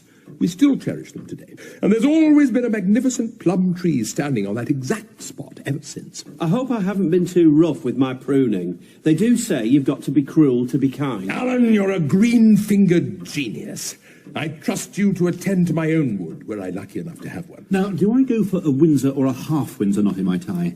I'd suggest going for whichever one strangles you the most. Let's all just work together today and really try our best, because we've got all the big figures in pudding coming. And, of course, our special guest, who's giving the keynote speech actually in front of the plum tree itself. Ooh, who is it? Well, at first I thought it might be fun to have a celebrity, come to Plum House for the day and say a few words, but Lloyd Grossman was busy, and, well, Richard Mady just wanted too much for his travel expenses. That'll be Judy in his ear, that will. Did you try Lorne Green?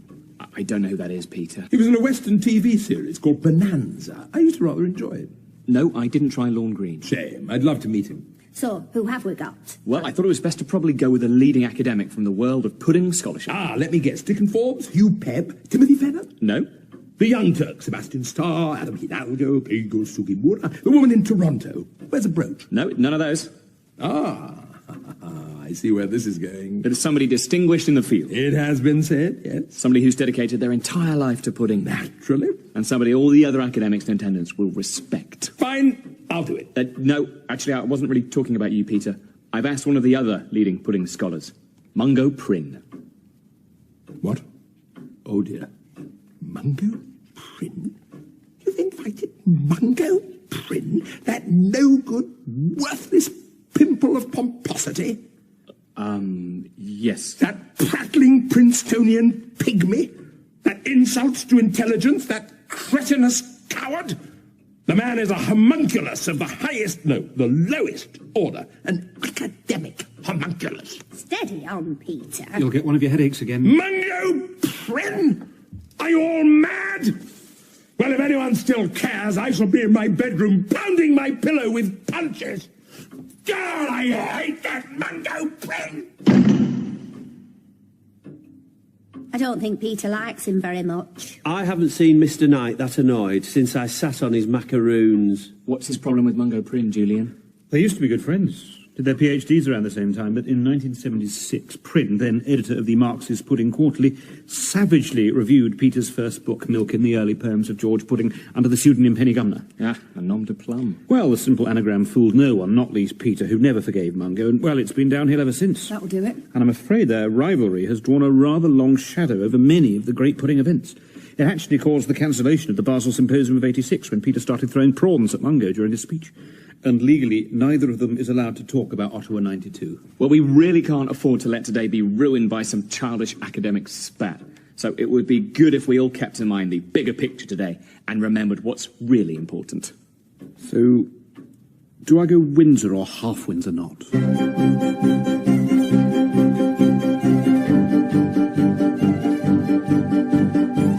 Has Peter still not come down yet? I told him that the guests were starting to arrive, but he didn't want to know. He said he'd been betrayed like blind Polyphemus, whoever that is. Must be some Greek lad he met on holiday. Well, it's time he grew up and came downstairs. Do I need to go and pick anyone up from the station? No, I think most of the guests have driven here, actually, Alan. One or two of the older academics are in wheelchairs, not quite sure how they're getting here. I could just tie them to the back of the car. No, don't do that. I mean, they're getting lifts or taxis. What are these old twigs with safety pins on the back? They're everywhere. They're not old twigs. Well, they are old twigs, but they're my little commemorative plum trees. Special limited edition merchandise to mark the occasion. I'll buy one, Maureen. I could do with a safety pin, as the zip on my flies is bust. Look at that. How's the buffet going down? I try to use plums in all of the different dishes, you know, to link it back to why we're all here. Oh, it sounds like a good idea, Maureen. Yeah, I haven't seen anyone eating the plum pasta bake yet. They will when they get hungry enough. Do you fancy a bit, Tom? Well, Saved by the Bell.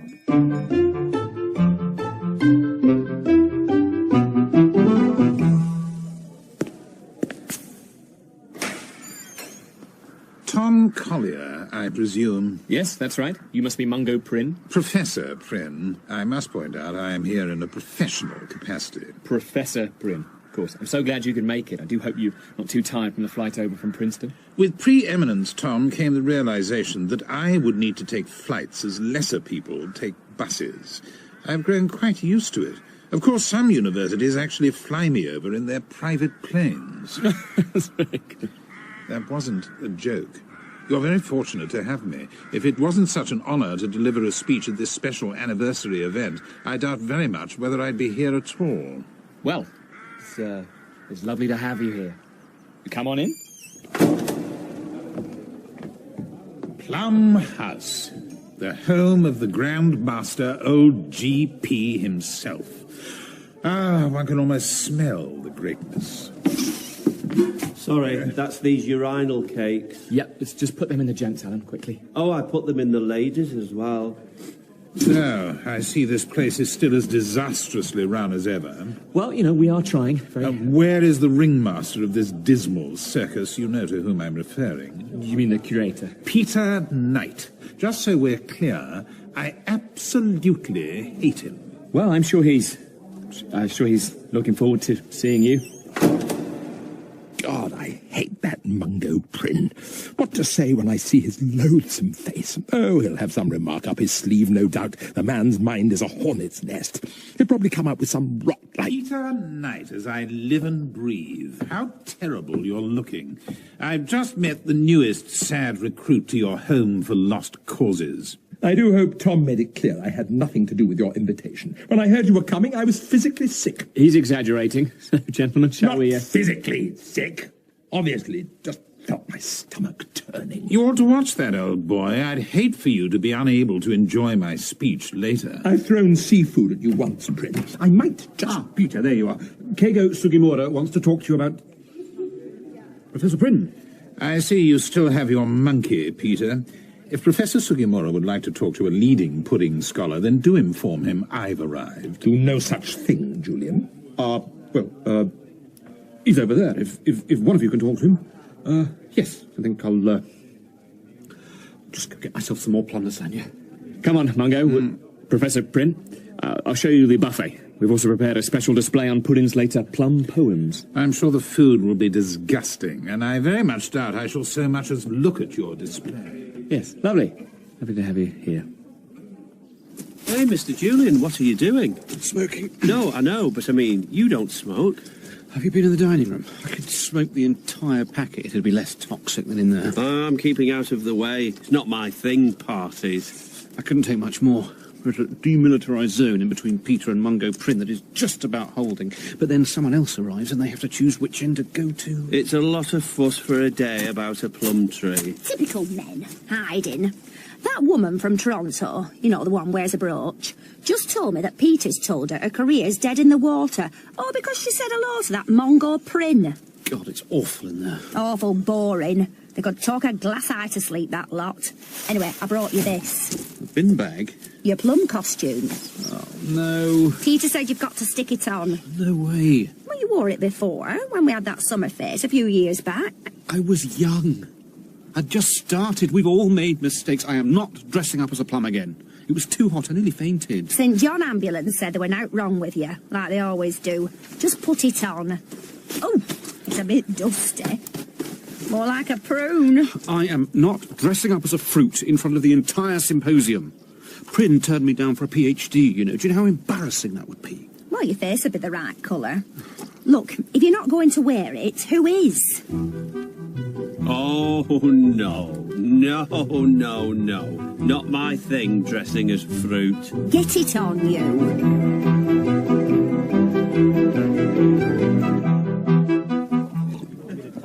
Perhaps best to go steady with that plum punch. It's the only thing keeping me going. I'll just be happy if the day doesn't descend into civil war. I'm sorry, but I am not dressing up as fruit.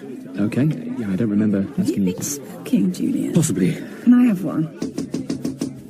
Oh, no. Julian? I want a word with you. Not Barry Bunting. This is all we need.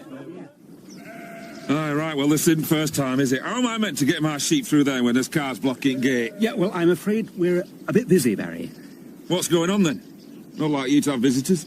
We're having a symposium in honour of George Pudding's favourite plum tree. Is what? Yes, well, I wouldn't expect a simple farmer to understand. Now, you understand this. I've right of access to that field any time, night or day, so you can go in there right now and tell them to get their cars moved. Do you mindless locals always have to be this rude? I won't be told what to do by a man who appears to be holding his trousers up with twine. Us locals have a saying round here. If you stand out in rain, you're going to get wet. What kind of a saying's that? It's just common sense. They'd say that anywhere. Colchester, True... I want it sorted. Soon. Or else. Sebastian Starr tells me you partly attribute Pudding's late burst of productivity to his increased household use of candles. Are you completely deranged? Come, Peter, you and I both know Pudding had a real purple patch towards the end, one the doctors could not sufficiently explain. But do you not think the accepted theory of the dying of the light is right? Must you be a vandal and create scandals round candles? Just how low will you go, Prin? Come on, chaps, there's no need to have a debate now. It's an academic symposium. This is precisely what it's for. Room for a small one? Oh, hello. I don't believe we've met. Oh, hi, I'm Emma. I'm Professor Mungo Prim. That's like one of those names that sounds made up. No. Okay.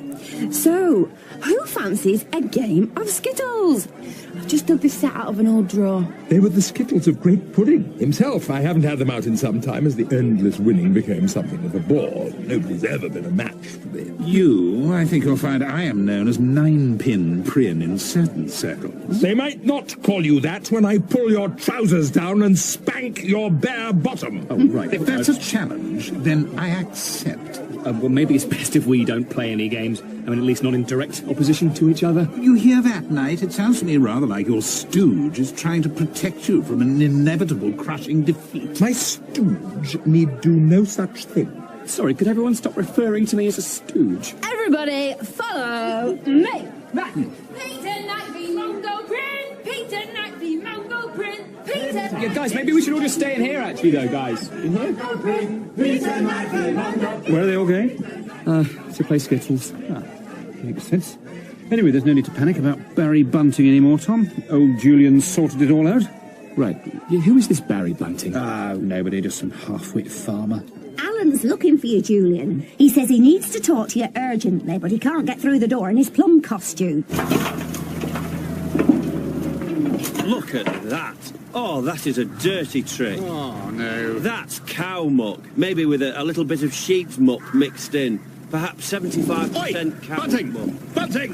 What do you think you're doing, mate? What the devil do you think you're playing at? You stand out in the rain, you're going to get wet.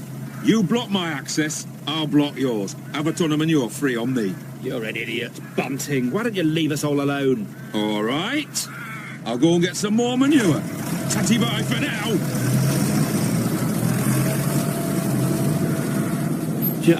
I like to think the best of folk, but they are no good, them Buntings. Well, don't just stand there, Alan. Go and get your wheelbarrow. Get shoveling. But he's gone for more, and I'm dressed as a plum. Shouldn't we tell Mr. Knight? God, no. He's on with more pressing matters, playing Prin at Skittles. I'll just have to sort this out myself. What are you going to do? I'm going to drive round to Bunting's farm and try and calm him down. He's just dumped a ton of manure on our drive to block the cars in. Then I'm going to have to borrow your old bike. Oh, be careful, Mr. Julian. They're proper rough, them Buntings. He's probably got a shotgun. Don't worry about me. I'm about to combine the cycling brilliance of Bradley Wiggins with the level-headed negotiating prowess of Terry Waite. Only without getting taken hostage, obviously. Peter the White Knight scores 8! Yes! Emma's really getting into this now, isn't she? Just a bit flashy. I prefer Jim Boyne on bullseye. Although at least this crowd have warmed up. Mind you, I'm not surprised. All they've done is sup. Quiet, please. The final throw now from Mungo, the Spin King Prin. Mungo, you need 9 for the victory. Best of luck, old chap. Why, thank you, Peter. I shan't be needing it.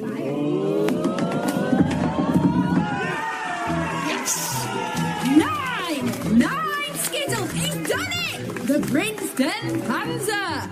It's a good night, Peter Knight. How much has she had? Some academics are on the pitch! Excuse me, woman with the brooch, don't do that. Are we sure that throw is legal? Dignified in defeat as ever, Peter. I put nothing past you, Prynne. I wouldn't be surprised if you had a crack squad of sycophants hiding behind the curtains, pulling down skittles with fishing wire. Calm down, dear. There's no use crying over spilt milk.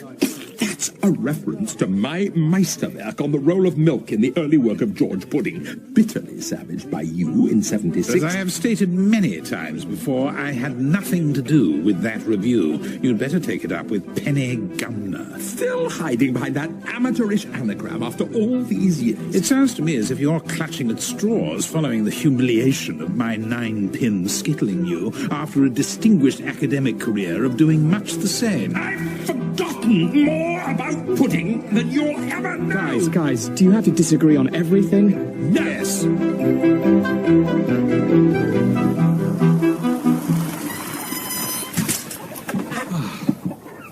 So many hills. All right, here he is on his push bike. I was just about to come and see you with another load of muck. I've come here. Look, I'm sorry. Prove me point, have I? It's all been a bit of a misunderstanding, but yes, I'm sorry. We ought to have come to some sort of arrangement beforehand. You didn't know we were having a very important symposium for a plum tree, and we didn't know you wanted to trot a few sheep about. Have you any idea how hard it is to make a living from the land nowadays? Not really. I don't have time, and I'm not that interested. I urgently need to bite back and see if Peter has won a game of skittles. All right, sounds very important, that does. Maybe old Barry Bunting should pop along and say hello to everyone. No, absolutely not. We've had enough of you and your manure for one day. We're past manure now, mate. If you're going to turn up here and insult me, I'll turn up and do the same to you. Not this again. I'm after a bit of wood for this winter. One of your plum trees will do nicely, I'll say. I think you'd find that would be theft. Or vandalism. Probably both. Now, if I were you, I'd hop on your bike and pedal back to Plum House. Tell him old Barry Bunting's on his way. Now, look. I'll finish my brew, and I'll see you in a bit, matey. Barry! Barry! I've also been asked to say that commemorative twigs in honour of the plum tree behind me are still available. Come on, you tight wads. Maureen. Anyway, without further ado, I'll hand you over to Plum House's curator, Peter Knight, who'll introduce our keynote speaker for this most special of anniversaries. Must I? Yes, you must be. I've had 10 good years of friendship with Mungo Prynne. Unfortunately, I've known him almost 50 years. I have nothing pleasant to say about him whatsoever. His attendance here today is a travesty, an utter travesty. I wanted the cowboy Lon Green. Remember him? Anyway, Mungo. Thank you, Peter, for the warm introduction.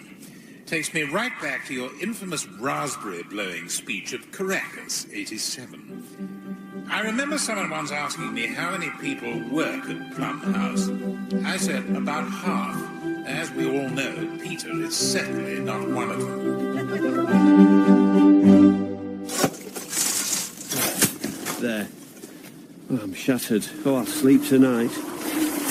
I've shoveled the last of that muck, Mr. Julian. Never mind that. I reckon there must have been a ton at least. Easier said than done when you're wearing a plum costume. Bunting's coming back. But I thought you went to sort it out. Yeah, well, I may have made things ever so slightly worse, but there's no time to explain. I need you to go into the back garden and guard the plum tree at once. Oh, can I take this costume off first? And so I said to the French president as he made me commandeur des arts et des lettres, you say you may not know much about pudding, but after that meal, let me assure you, you know a great deal about pudding.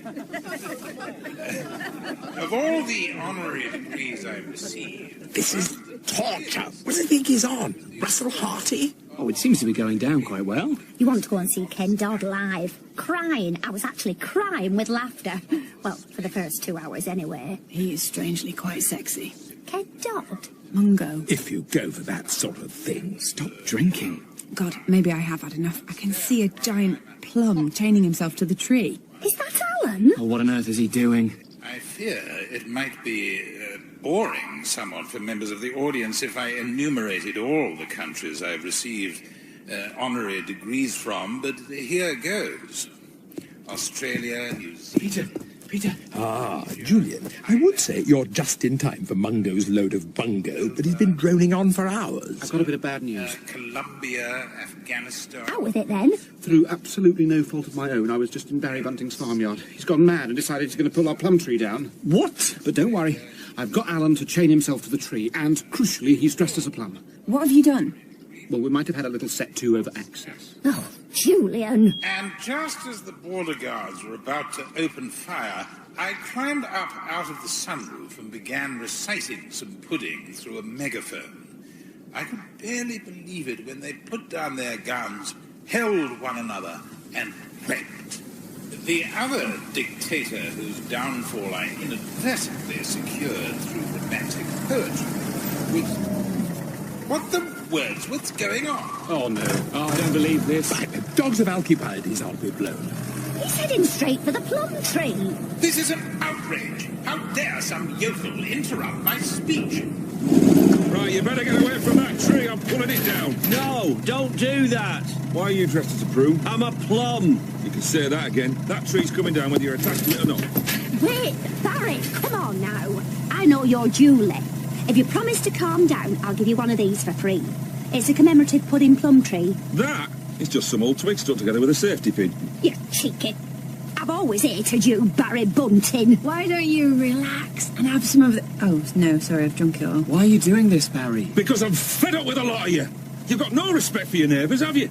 Thinking you can block my gates, and he's the worst. That posh clown over there. Don't point fingers, Barry. Didn't your mother ever teach you it was rude?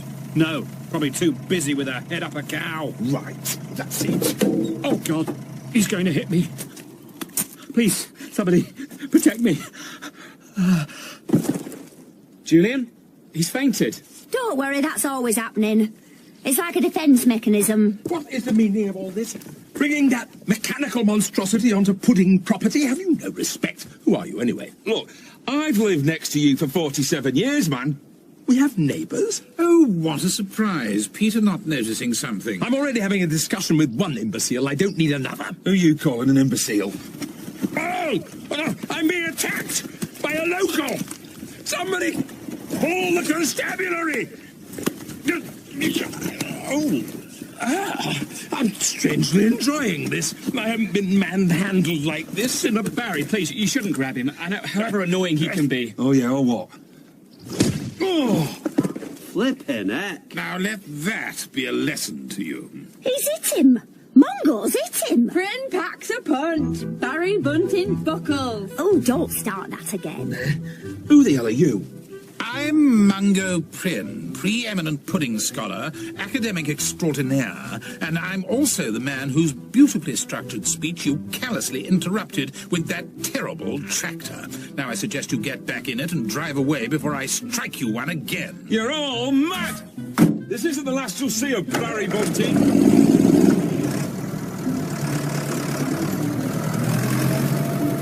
I rather feel that's the last we'll ever see of Barry Bunting. And Mungo, I must admit, I owe you a debt of gratitude. You know, I really didn't write that review of your book, Peter. There really was a Penny Gumner, PhD student at Sussex. Really?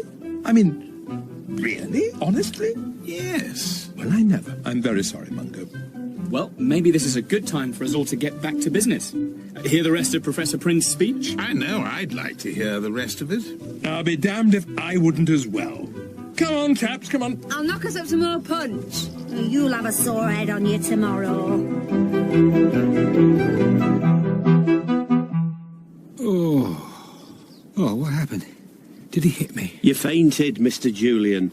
I don't suppose you know where the key is to this padlock, do you?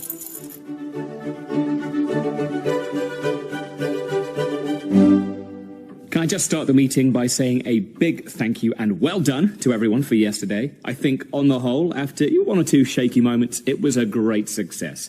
Even that little incident with Barry didn't put a dampener on the proceedings. Nothing like a little fisticuffs and roughhousing to bring a group of academics together. It's what Pudding himself would have wanted. And, Maureen, I know you didn't sell as many of your commemorative trees as you would have liked. I didn't sell any other buggers. Bunch of tight so-and-sos, these posh old brain boxes. And I'm sure they'll make wonderful kindling. And Emma, well done on the punch. Oh, please don't shout, Tom. And once again, apologies to Alan for us forgetting about him. He was chained to that tree for quite some time in the end. Yes, sorry about that. I did remember this morning, though, didn't I? Came and set you free. It was the best night's sleep I've had in years. The padding moulds to the shape of your back. Yes, and thank you, Julian, for all you did yesterday. Not quite sure what it was that you did, but thanks anyway, I guess. I cycled to a farm and ruined my Oxfords. And most of all, it was nice that I finally managed to bury the hatchet with old Mungo. You know, he's not such a bad lad after all. I think he's just a little misunderstood. Aren't we all? Good, Peter. Oh, I'm glad to hear that. He's even left us a message in the visitor's book. Oh, what does it say? Oh, well, had a perfectly enjoyable time at this year's symposium. Not quite the shambles I was expecting. Might have to get that review framed. And he goes on to say... oh dear. What is it? It just says, and if Peter Knight wants to beat me at Skittles next year, he should spend more time practicing and less time coming up with his widely discredited theories on pudding. Signed, Mungo Prynne, a.k.a. your old friend, Penny Cumner. I hate that Mungo Prynne.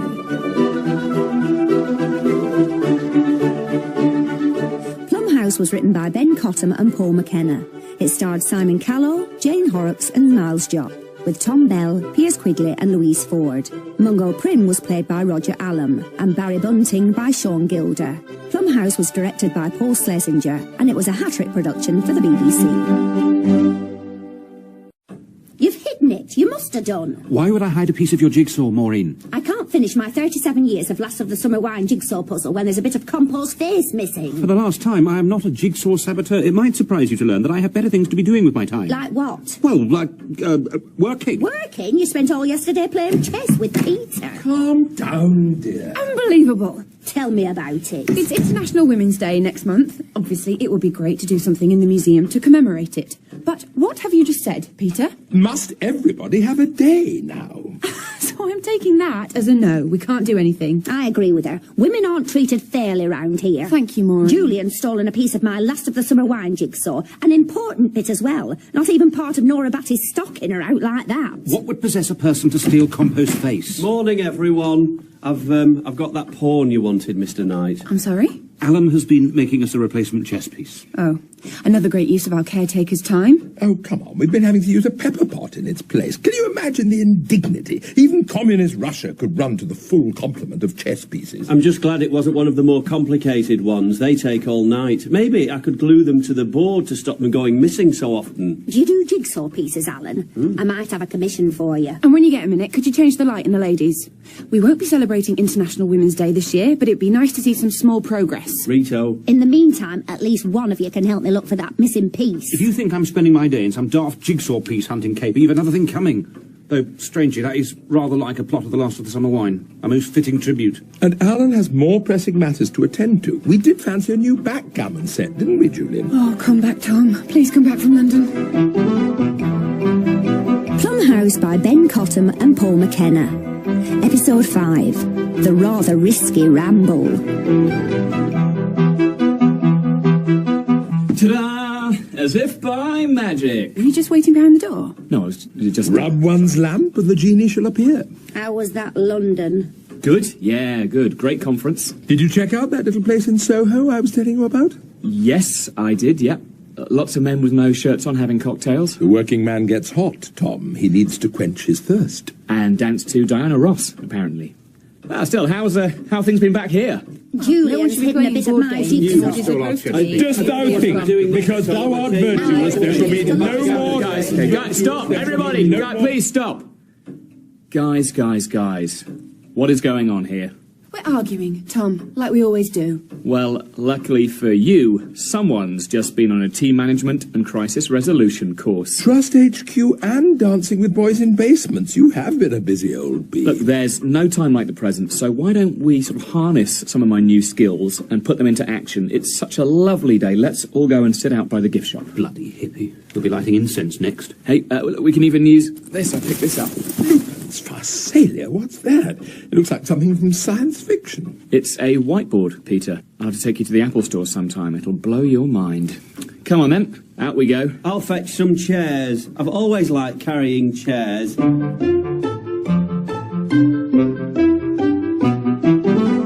Right. Can everyone everyone see the whiteboard okay? Oh, the light's reflecting off into my eyes, Tom. What if you moved your head a bit to the side, Maureen? Oh, that's better.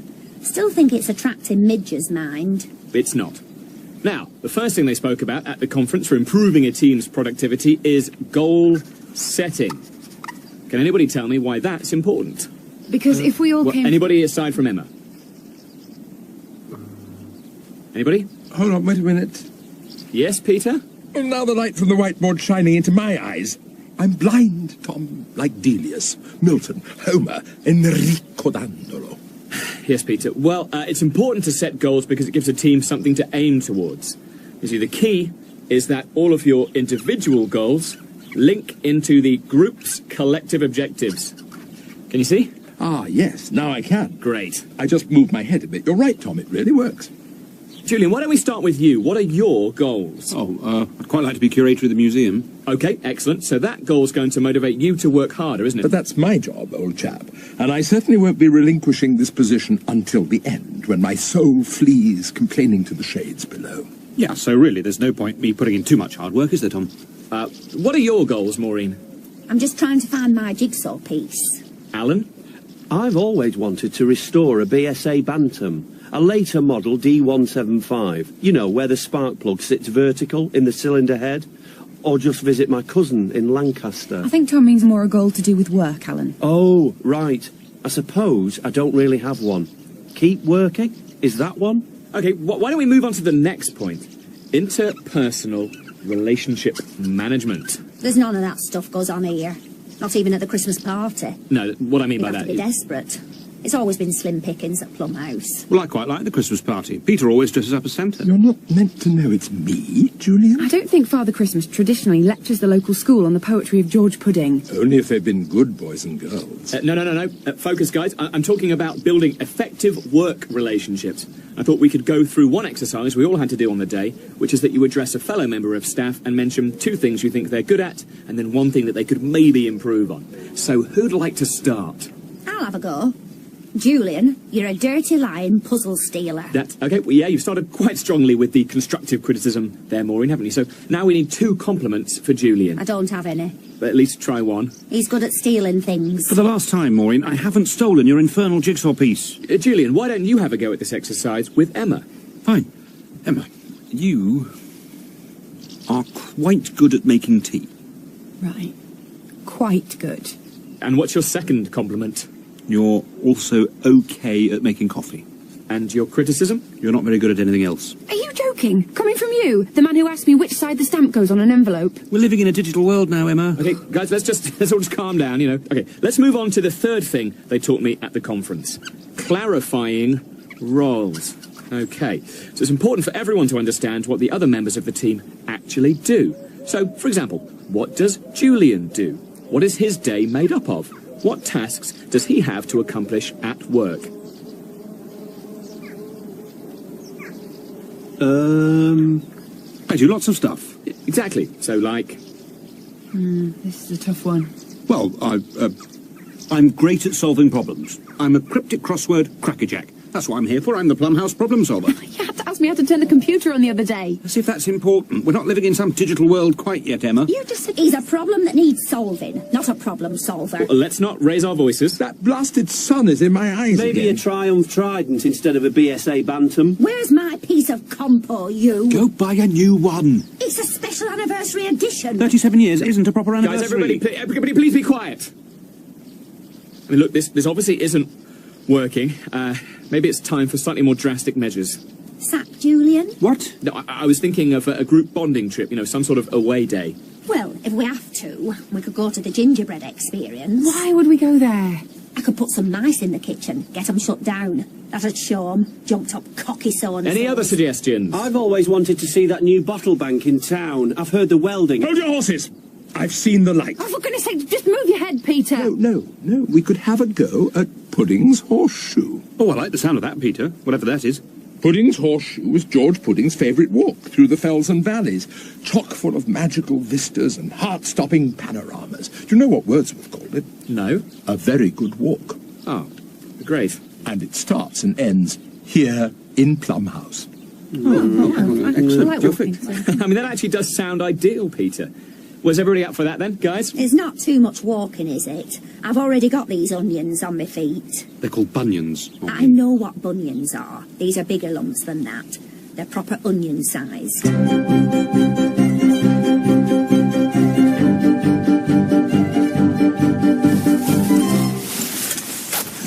Has everyone got everything? I think Maureen's brought everything but the kitchen sink. When I do a picnic, I do it properly. What's that? It's Kendal mint cake. It's the size of a brick.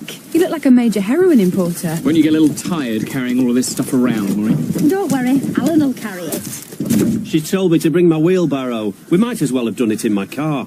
I like your pink cagoule, Alan. Very fetching. That's my second best one, that is. So make sure you don't get it dirty. I've been in trouble on the cagoule front since CNA shut down. And you're certainly taking it seriously, Julian. You look very professional. Latest Gore-Tex all-weather gear this, Tom. Let's just say this isn't my first expedition. I've led a number of previous outings. You look like that Ray Mears fella. Thank you, Maureen. He's a bit tubby as well.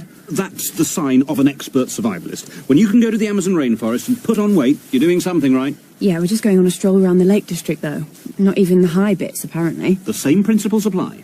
Has anybody seen Peter? I think that's him coming now. Ooh, I say, what a day for it. Who's ready for Pudding's horseshoe? Peter. Yes, Thomas. Why are you wearing lederhosen? It's the weekend, Thomas. We're about to embark on a rigorous outdoor pursuit. Faire de l'alpinisme. Das Bergsteigen. What did you expect me to wear? Shorts and a T-shirt? I'll have you know that I've had some wonderful times in these old things. I enjoyed the freedom of movement while still being held firm.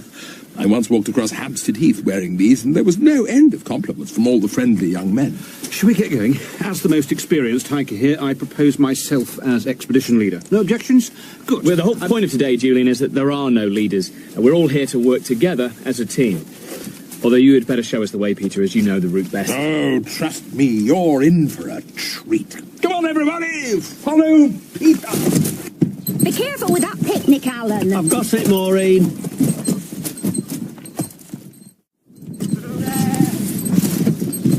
And look out yonder, past those hills, a curious bunch of daffodils. Aren't they yellow? Aren't they gold? Oh my, they must be getting cold.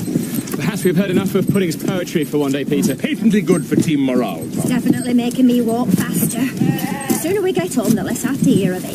It's me wax crackle, it does. Ah, what a magnificent dry stone wall.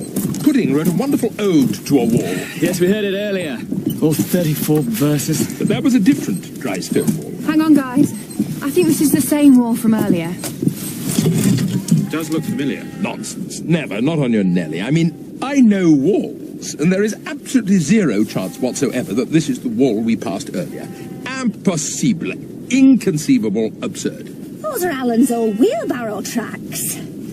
Well, I suppose it could be the wall from earlier. How do you know they're from Alan's wheelbarrow? Who else is bringing a wheelbarrow up here? Those are definitely from my wheelbarrow. You can see the tyre's slightly flat, and the tread patterns are Dunlop, the discontinued SP9000. Are we lost, Peter?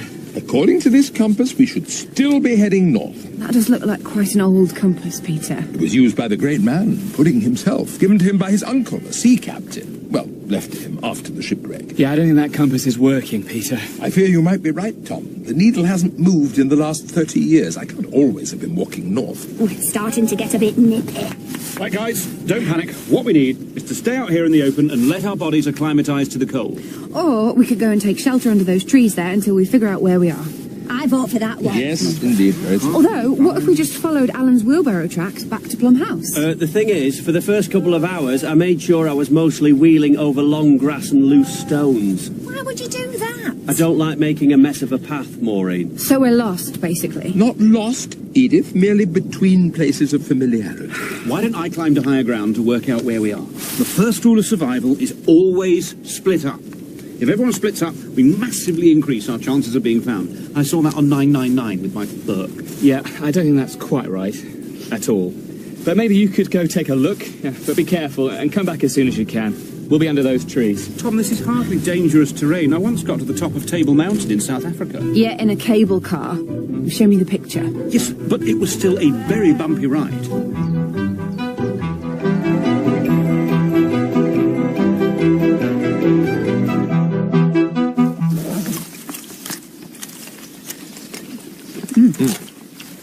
I must say, Maureen, you've outdone yourself. I mean, I'm as surprised as anyone to say it, but that was actually quite satisfactory. Thanks, Peter. A 3-course picnic with 2 different pudding options. You're slowly on your way to being the new Marguerite Patton. At least my wheelbarrow will be easier to push on the way back now. Don't speak too soon. If we find an apple tree, I'll be loading it up for some crumbles and cobblers. I'm getting a little bit worried about Julian. Well, whatever happens, it serves him right. It is starting to get a little dark. If the light continues to dwindle, we might find ourselves lost up here. Yeah, I think you might have forgotten why we're all sat under the trees in the first place, Peter. What? Come on, I think we should go look for Julian. Or we could just leave him behind. You see, there's only enough flapjack left for the 5 of us. No, we're all a team. Nobody gets left behind. Fine. You'll have to finish off the Arctic roll, then. He can have my slice of flapjack. I broke 2 molars and a canine the last time I had some. Up we get then, guys. Let's get moving. What a motivator you are, Tom. Mr. Motivator. That's what we should call you. Well, not putting on a multicoloured leotard, Peter. Was that an option? I wish you'd told me sooner. Have you got one with you? Forget I said anything. Help! Somebody! Anybody! That's Julian, in the pinfold. Hang on. You all right? I tripped a couple of hours ago. I think I've broken my ankle. I haven't looked at it, but I'm pretty sure the bone's sticking out. No, Julian, it's really not. You've probably just twisted it. Try and stand up. I can't, it hurts. What if we put you in the wheelbarrow, Mr. Julian? It might work like a stretcher. Oh, yeah, they did that on Last of the Summer Wine once. Oh, you and Last of the Summer Wine. Think of the embarrassment. What if somebody saw me? It's either that or we leave you here. So, up you get. On the count of 3. 1, 2... Oh, no, the pain's too much. I mean, serious pain. Childbirth pain. But worse. I'm on the verge of losing consciousness. You'll have to go and get help. Oh, calm down. I remember when you stapled your finger and begged the paramedics for morphine. Talking of fingers, I can't help but point one in your direction, Julian. I do rather feel that you've ruined this trip for us. Me? But, Peter, you got us lost. Ah, but that's just part of the fun of Pudding's Horseshoe. If there was an actual agreed-upon route, everyone would be doing it. Well, I think it's Tom's fault for making us come out here in the first place. It's nobody's fault, even though technically it was Peter who got us lost. Look, I just see this as an opportunity to work together as a team. So, Alan, Maureen and Peter, you stay here and look after Julian. Emma and I will go and try and find a spot where we can get some phone reception. Fine, but if he's dead by the time you get back, don't go blaming us. Dead?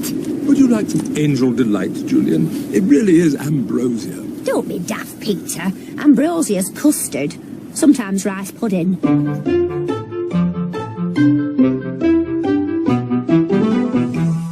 This is so typical of Julian. We once did an Easter egg hunt for the local school and he set cryptic crossword clues. It took so long to find them. Well, the Easter eggs? The children. He wasn't popular. Fortunately, they were all found safe and well. They just got bored and wandered off to a local park. Of course, Peter had to enter as well, given his sweet tooth. He got rather into it and caught a train all the way down to Egham, convinced one of the clues hinted at that area. He wasn't happy when he got back. They didn't speak for a while. I don't know how you cope with them. It's exhausting, just keeping them on the straight and narrow. Well, it's getting easier. Really? I mean, we're currently trying to contact the emergency services on their behalf. No, I mean, I've got you now. To help me. Not that I need help, but, you know, it's nice having you here. Oh, right, well, that's kind of you, do you? Unless we all have to spend the night outside and end up getting hypothermia, then I'd rather you'd stayed in London. Yeah? Yeah, that's fair enough. I mean... OK, let's keep looking for some signal. I've been gone ages. Hours. Can you adjust this woolly hat, please? It's a bit tight and hurting my head. Oh, stop moaning. It's only been 20 minutes. And you've got arms, haven't you? Yeah, but I'm busy eating. Trying to keep my strength up. For a person who's supposedly seriously injured, you're doing an awful lot of eating. And gassing. Why can't you be seriously injured like a normal person? Was there any more of this, Angel Delight? I'm actually getting a taste for it. It's like boarding school on a spoon. You can't have finished it already. That was meant for everyone, you chodder. I haven't eaten that much. OK, I finished off the Arctic roll, but I had to throw the flapjack over the wall. It was more like a rock bun made of actual rock. You're like a dustbin, you are.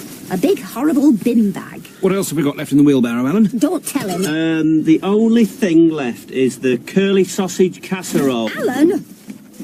What? He can't have eaten everything that was left. What about that Kendal mint cake? I needed something sugary crumbled on my Angel Delight. Wasn't quite as sweet as what the dinner ladies used to make. Peter, have you heard this? Peter? Is this how it ends, Maureen? Are we all walking through happy valleys, blissfully unaware death is about to grab us by the straps of our lidos? I hope this isn't the end for me, stuck behind a dry stone wall with a pair of drama queens and an empty flask. I'm sorry, Maureen, I don't mean to alarm. I think I've always thought of myself as something of a tragic Captain Oates figure. Don't mention Oaks. You'll make me think of breakfast cereal. I knew we should have brought them Rice Krispies. Still, we wouldn't have had any milk for them now, would we? Thanks to old Mr. Milky T. Alan Walsh here. Don't get at me. I have to have it milky. You know I'm more of a Ribena man. But that Milky Alan, I've known milkshakes with less milk in them. I could murder a sodding milkshake. I beg your pardon. We might be in a bit of a mess, but there's no need for bad language like that, thank you very much. Right, that's it. What? No curly sausage casserole for you. Peter, I am not the quartermaster, Julian. Supplies are running low. The ancient pagans of these parts fed the sacrificial oxen to a point. Then no more. Sorry? Oh, yeah, it's really worth checking out. Fantastic museum. They've made great progress in the past few years, actually improving access. Tom? Yeah? Shut up. Look at that. Oh, wow, yeah. Full moon. Like the night you first got here. Yeah, I remember that. It's like a film. Just me and you up here, middle of nowhere, full moon above us. Yeah, I mean, it's definitely, very romantic. Some sort of werewolf film, yeah. That's what I was thinking of, werewolves. Woo! Werewolf noise. Oh, you got any signal yet? Nope, no signal. I guess we should get them rescued. Pretty bad team-building exercise if 2/3 of the team never came back. You're such a goody-goody, Tom. Yeah, we should come do this walk again properly sometime, shouldn't we? Just you and me again, no lederhosen, no twisted ankles. No wheelbarrow. I mean, I guess what I'm trying to say... Look! Phone box! Right, great. Found it already. Time flies when you're having fun. Yeah. So we just asked for the mountain rescue, do we? Actually ring the police and then do they get the mountain rescue for us? Kind of like a lifeboat, isn't it, on the fells?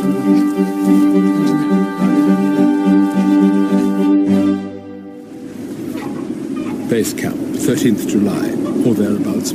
Hard to say. Conditions terrible. A cold breeze from the east. You'd be okay with a jumper on, I imagine, but alas, I have no jumper. I've asked Maureen if I can borrow her cardigan. That was the latest argument. Now she crochets in silence. Julian howls in the dark for cowpaw. I see Alan silhouetted against the moon's bright eyes, studying the Bible, the good book. Peter, do you have to keep doing these logs? Can't you just write them down or something? And I'm only being silent because you have to concentrate when you're crocheting. If I get yammering, I know I'll do a dicky stitch, and then I really will be angry. And I'm actually reading a book about birds' eggs, Mr. Knight, but it is good. Don't mention birds' eggs. I'd really like an egg right now. You said that before you took the train to Egham. Do you have to bring up that blasted Easter egg hunt? Sorry, Peter. Alan, a word in my office. It's just that bit of pinfo over there. Okay, Mr. Knight. You've gone quiet, Alan. Withdrawn. Head in your shell. Everything all right, old boy? I'm always pretty quiet. Fair point. Listen, I'm bringing you in here because I'm a bit worried about it all. Tom and Emma are a frightful long time coming back. What I want to know is, could you finish off Julian if push came to shove? What? Could you do him in? Dash his brains out with a stone? Bump him off this mortal coil? He's a glutton. A murderer of morale. I really don't think it's going to come to that, Mr. Knight. We're only a couple of miles from Plum House. 5 of us can walk, and there's still that curly sausage casserole. About that, Alan, there's probably only enough for 2 of us. I dare say they're plotting to eat it themselves right this very moment. Steady on, Mr. Knight. They wouldn't do that, would they? You'd be surprised at the depths to which man can descend, Alan, for the last bit of curly sausage casserole. Maybe we could have a little bit of that curly sausage casserole while they're gone, Maureen. But that's for an emergency. Is this not an emergency? Come on. Let's be honest with ourselves. It's only big enough for 2 people. Me and you are 2 people, Maureen. Well, I guess we could have a little bite. That's the spirit. But wait, we can't have casserole cold. Fine. Well, what if we set fire to some of your crocheting? You're not burning my crocheting. Come on. You can always make some more. You selfish old... You've not changed, have you? First it's stealing my jigsaw pieces, and Don't now start this again. Where's my compo? It's the 37-year anniversary jigsaw. That is not a proper anniversary. In fact, that's it. You've lost your share of the curly sausage casserole as well. I'm eating it right this instant, on my own, whether you like it or not. Get off it, you! I told you, Alan, there's a casserole conspiracy. I'm sorry, Peter, but it's every man for himself. Be careful with my wheelbarrow. You can't eat casserole cold. Alan, as we discussed, I think it's time to hit him over the head with that rock. Sorry, what? It wasn't my idea. Go on, do him. He's a jigsaw puzzle thief. Good evening, campers. Are we interrupting? Tom, Emma. The beautiful boy's return. About time. Well, I'm afraid there's good news and bad news. On the plus side, Mountain Rescue are on their way. But sadly, we couldn't give them a precise location, as, of course, they'd never heard of Pudding's horseshoe. We're doomed. They'll never find us. It's actually getting pretty cold now. And now it's raining. Well, we all remember what happened as the Titanic sank. Yes, she let go of that Leonardo DiCaprio, didn't she? She was still sad about it when she was an old dear as well. Don't know why. Give me Shakin' Stevens any day. The band played on as the ship slipped beneath the waves. I'd like our end to have something of the same spirit. Alan, my knapsack. There you go, Mr. Knight. It's time for me to raise my flute and sound a tune. Things have gone from bad to worse. Who brings a flute on a walk? Allow me to flaunt with you one last time.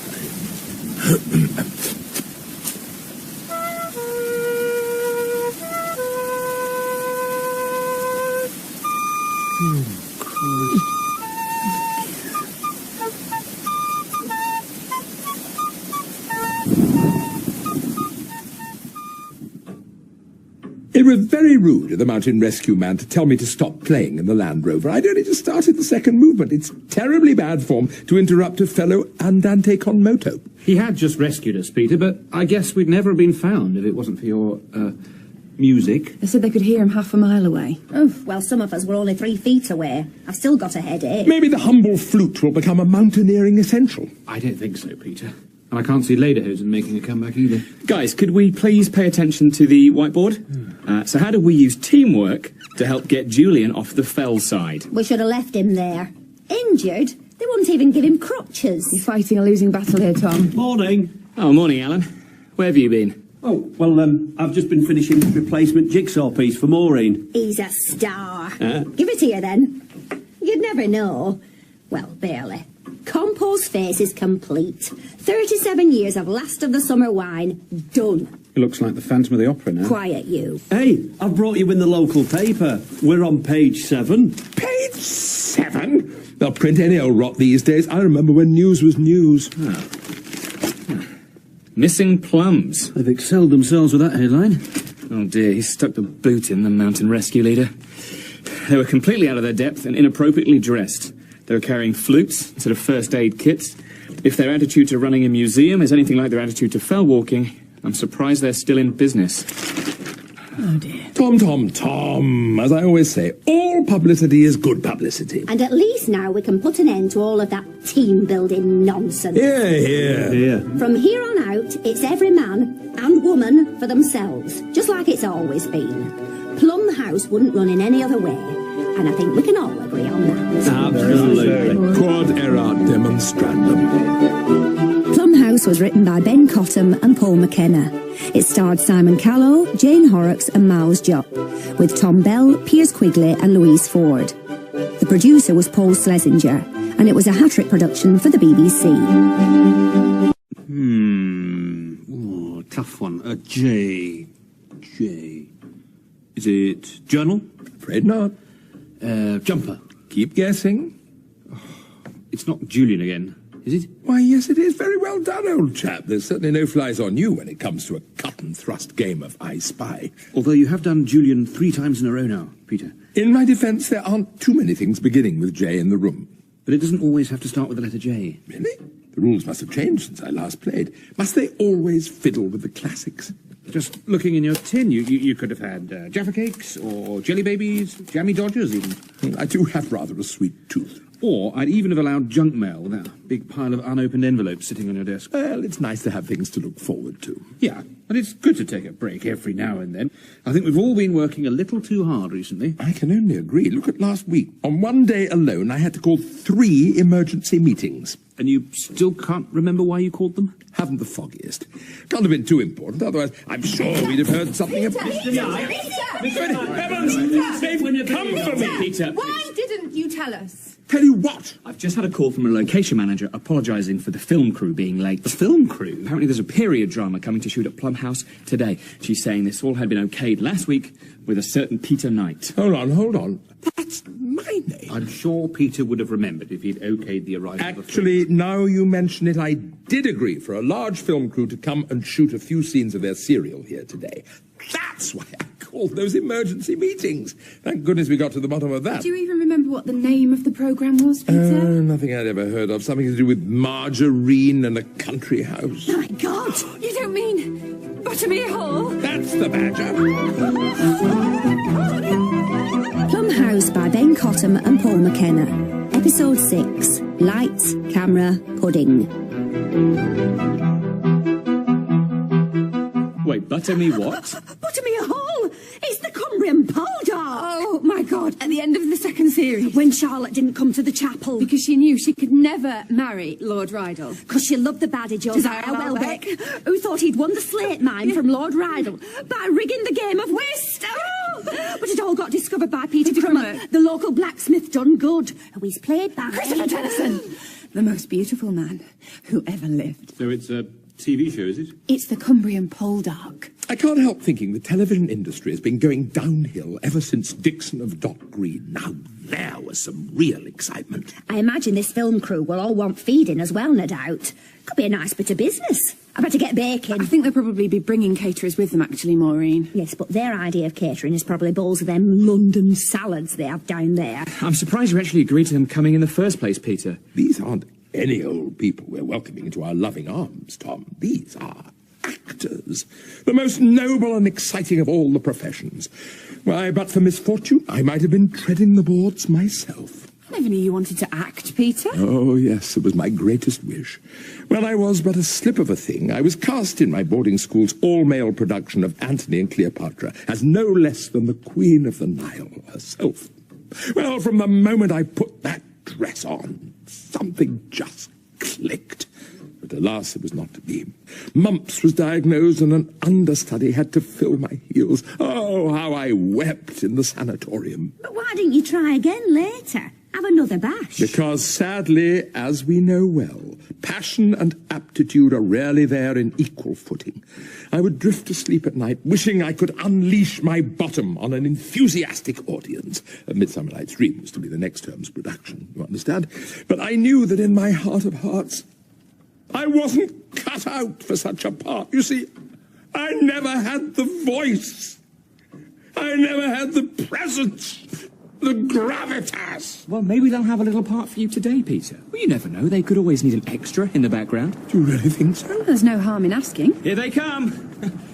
Right, everybody, try and be ultra helpful today. I'll go and get some food in the oven. I mean, like we said, I'm sure they'll have their own food. Yes, but the proof of the pudding is in the eating.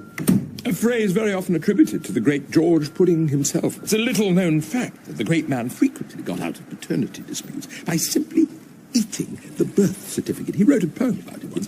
Peter, well, why don't you mostly just stay in your office today? That'll give me ample time for my vocal warm-ups. Round the ragged rocks, the ragged... I think I need to go to the toilet, if that's all right, Tom. Yeah, I've told you before, Alan, you really don't need to ask permission. No, I mean, the outside loo's been leaking. I should probably have a look before they get here. Oh, yeah, OK, great. Julian, I guess you should keep a lookout for other members of the public, just in case somebody turns up. You can give them a tour? Tour? Public? Actually, I'm a bit busy, Tom. Sorry. Really? With what? Well, I've got all these letters to open. Yeah, fine, OK. Well, let's just show this film crew why we're now the best attended museum in the local area. I've never even heard of this Buttermere Hall. Oh, Julian, it's the Cumbrian Poldark. Everyone knows that. I guess I'll open these letters then. This one's seems to be from the electricity people. Is it good news? Oh, dear. I'm afraid it isn't, Peter.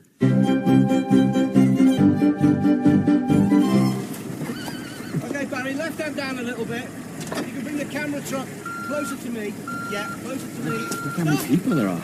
All these fancy trailers. They must be for the stars of the show. Let me just give you a little bit of advice, Tom.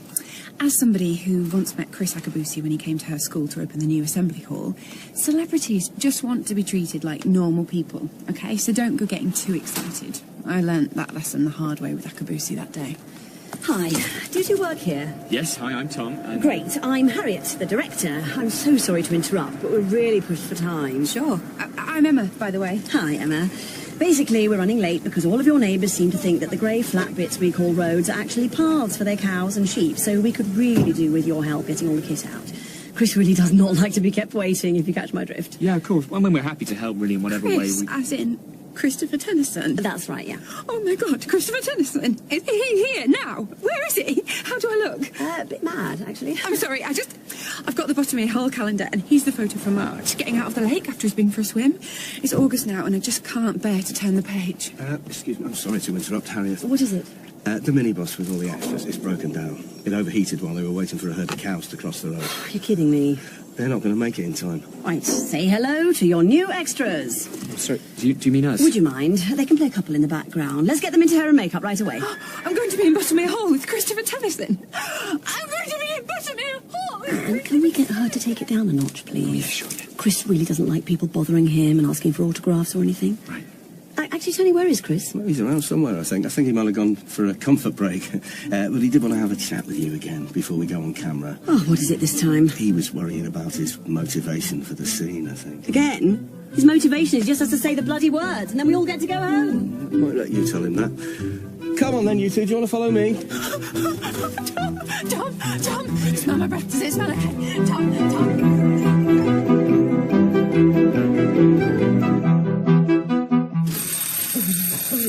This is it. Your signature, technical bake and showstopper all rolled into one. Knock, knock. Hey, sorry to bother you. I'm with the catering department. I was wondering whether we might be able to store some of our food in here just to stop the flies getting at it. It's all salads, I bet. Well, don't worry, love. I've got a couple of pies and cakes in the oven. They won't go hungry. There is a salad option, but there's also a trout, pea and chorizo fricassee, and this. A portobello, mushroom, spinach and feta lasagna with roast butternut squash. You are? So is it all right to just pop them on the side? Yeah, OK. And then for pudding, people can buy some of the lemon drizzle cake I've just stuck in the oven. We do have some chai sticky toffee date pudding for afterwards. The crew tend to go for things like that rather than the more basic stuff. Only I've got quite a lot of food in the oven now, so someone's going to have to buy it. So did anyone ask you to make that food? Not specifically, no. If you'd rather I didn't leave the food in here, I can just keep it outside. Oh, no, don't you worry. Bring it all in here, love. Maureen will keep an eye on it. Maybe we could just call this electricity company and explain that they needn't worry. We will be sending them some money soon. It's just that we don't have any at the moment. I'm sure they're reasonable chaps. Yes, it's just that we haven't paid them in some time now, Peter. What happened to our electricity budget? We moved most of it over to our fixing the roof budget, and that got stolen. The rest went on sweets and biscuits for your tin. I do have a sweet tooth. But, Peter, they're going to cut us off on Friday. I just don't believe it. I know. Tom and Emma are outside trying on costumes. What about old Peter? Must I always be a backstage boy? It looks like my relaxed attitude isn't going to get me anywhere in this biz. It's time to put myself out there. But what do I do about the electricity, Peter? I'll leave that in your very capable hands, Julian. More dramatic adventures are afoot. I guess I could give him a quick call. And the straight bit's connected to the bent bit, and the brass bit's connected to the other brass bit. Sorry, won't be long. Hello, it's Christopher Tennyson out here. Yes, it's Alan Walsh in here. No, sorry, did you hear me? I said it's Christopher Tennyson. Our Portaloos aren't here yet. I've been told to use this old thing. Yes, I heard you. Alan Walsh. I don't think we've met. Right, I really don't want to be like this, but I'm quite important. So is this cistern downpipe. If it's not fettled properly, it'll keep dripping on your head. Just give me 2 ticks. Come on, mate. That's it. That's a job well done. Hello. finally. I thought I was going to have to call my agent. What, use their toilet? No, I meant I'm actually quite vital to this whole production. I really don't have time to be kept waiting. You did say who you are, but I'm very sorry. I've gone blank. Christopher Tennyson. Yes, I'm none the wiser. You genuinely don't know who I am? No, I haven't the foggiest, but, Christopher, let me give you a little bit of advice. People really don't give me advice. Ah, then you'll definitely be after some. Don't always be in such a hurry. There's no rush. Problems will pop up in your way, but as long as you stay calm and tackle them one by one, you'll get there in the end. Today, I fixed a dripping cistern. Tomorrow, it might be repairing a cracked sink splashback, or planing a door that's fouling on a floor, painting a wall, painting a window, painting a skirting board. There's no need to do them jobs with anything other than a smile on your face. If you put your arms out in the morning and don't feel the wood of a coffin lid, fantastic. Anything extra is a bonus. What do they call you here? Alan. No, I mean at the museum. Caretaker, I suppose, but I've never been one for flashy titles. Do you know, you actually remind me of me, Alan. Really? Well, not the actual me. I'm a very successful actor, but Peter Crummock, the character that I'm playing in Buttermere Hall, he's a salt-of-the-earth, naively profound blacksmith. I don't think I'd like to be shoeing horses all day. I don't even enjoy putting my own shoes on. Well, I've always struggled with the motivation for the character, just because I didn't believe anybody like that really existed, you know, taking joy from such a dull sort of existence, but perhaps it's worth us having a bit more of a chat. I'm not really one for chats, me. I'm the kind of man who just likes to let my work do the talking. So when I fix the septic tank, I like to think it said, "Good job, Alan. That's much nicer for everyone." Where do you get this stuff from? I could kiss you. Please don't. Mr. Knight said that once at our Christmas party, and I actually shut myself in the boot of my car. Tell me, Alan, what do you want? What does somebody like you want more than anything in the world? That's a tricky one. Oh, yes. I'd like a new spade. The handle on mine's broke. It's just like a big trowel now. It's no good at all. You always need the right tool for the right job. Oh, hold on. I'm going to have to start writing this down. Right tool. Right tool. Right job. Right job. Alan. OK, and I think here will be nice. Get some of the house in. Can we cheat that urn into shot? And Adam... yeah. I'd like 2 cameras on this, one on roving singles. Excuse me, I'm looking for the man in charge. Excuse me, I'm the woman in charge. What's the problem? Now, listen here, I am the curator of this museum, and I'm utterly outraged, nay, incensed at the idea of you blundering in here. Yes, with my permission, admittedly, but then pointing your golden finger willy-nilly at whoever you deem fit to be on the silver screen, not giving any consideration to their past achievements, their aptitude, their breathing technique, and whether they've done the minimal vocal warm-ups needed truly to project and enunciate even the most basic... Sorry, I'm actually in a bit of a rush. What is it that you want? I'd like to appear in your film. Fine. Can somebody take the gentleman to costume and makeup? Let's get him in the background somewhere. OK. Actually, he can be the gardener who offers Chris the apple. I think there's a line. Can someone check that?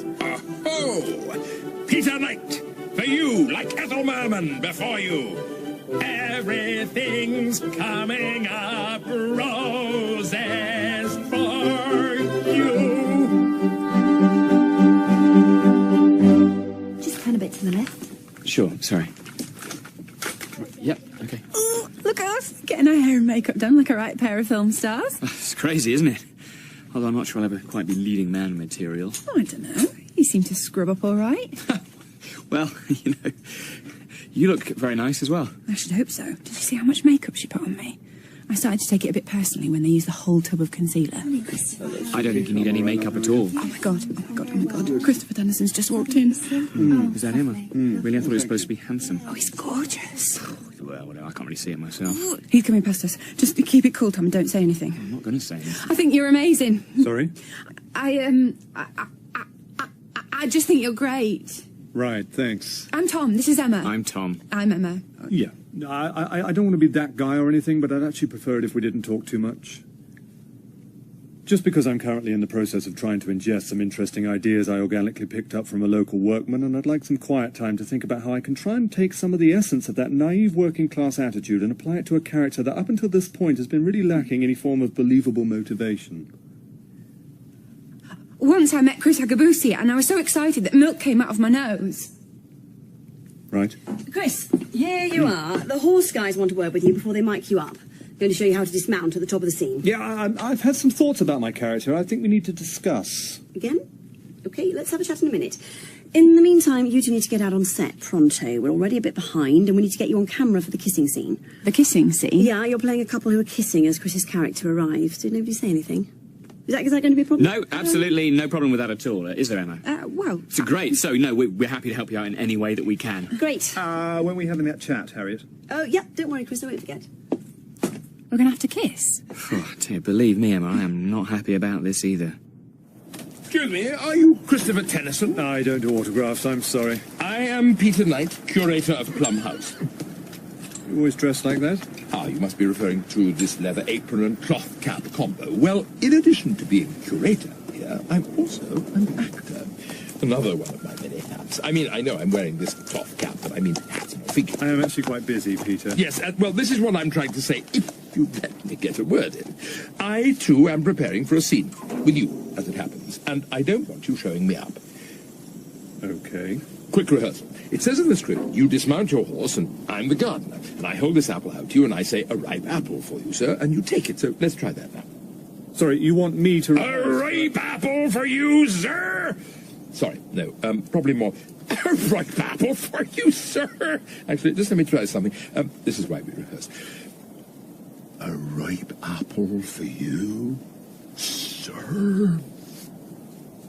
Do you have any idea who I... No, don't speak. You've no line here. And hold my gaze, and hold it, and hold it. It's the eyes. The eyes have it. Hold it. And take the apple. I'm Eve, you're Adam. I'm nude, you're captivated. Take it. Bite into the flesh. Was there ever an apple so rubicund, so delicious to the taste? Tony, I don't have time for this. You're giving me very little to work with here. I don't want to say that was lifeless, but are there no professionals left in the theatre?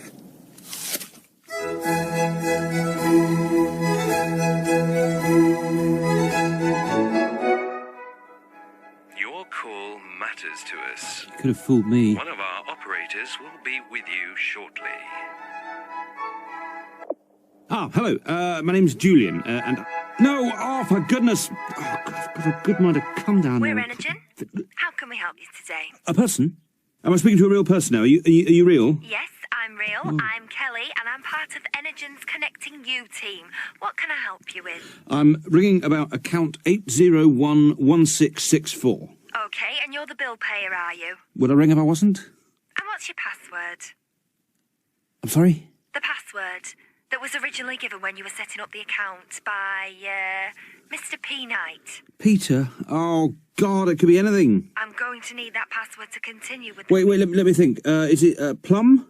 No, Plums? With an S? it's not anything to do with plums. I don't believe this. 50 minutes I've been on the call. Now you're telling me that I'm afraid that if you don't know the password, sir, I can't... Wait, hold on. Is it pudding? Yes, it is. Get in there! God, I'm good. I presume you're ringing about the impending disconnection, because ideally you would need to speak to our Disconnecting You team about that. Now, look, you've got to understand that we are a small rural museum dedicated to George Pudding. Is that type of dessert? Oh, forget it. Look, all you need to know is that this year hasn't been great. I mean, I say this year, but I mean the past few years. We operate in a very difficult climate. It rains a lot.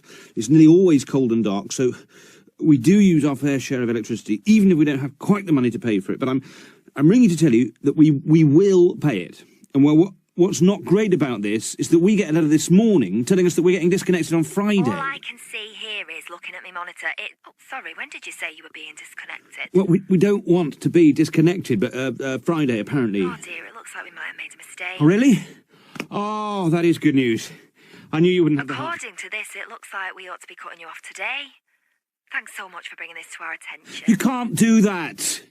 Right, I wish to make a complaint. I can put you through to our complaints department. You are a robot. This is Kafkaesque. Have a nice day. Hello, I just wanted to pick up those trays of food at the... Hold on. Oh, heck. Look what's happened. There Why are they soaked in water? All the food's ruined. I think what must have happened is you've left everything under that drip in the ceiling. What drip in the ceiling? Oh, it's stopped now. But it hasn't even been raining. These things just happen sometimes, love.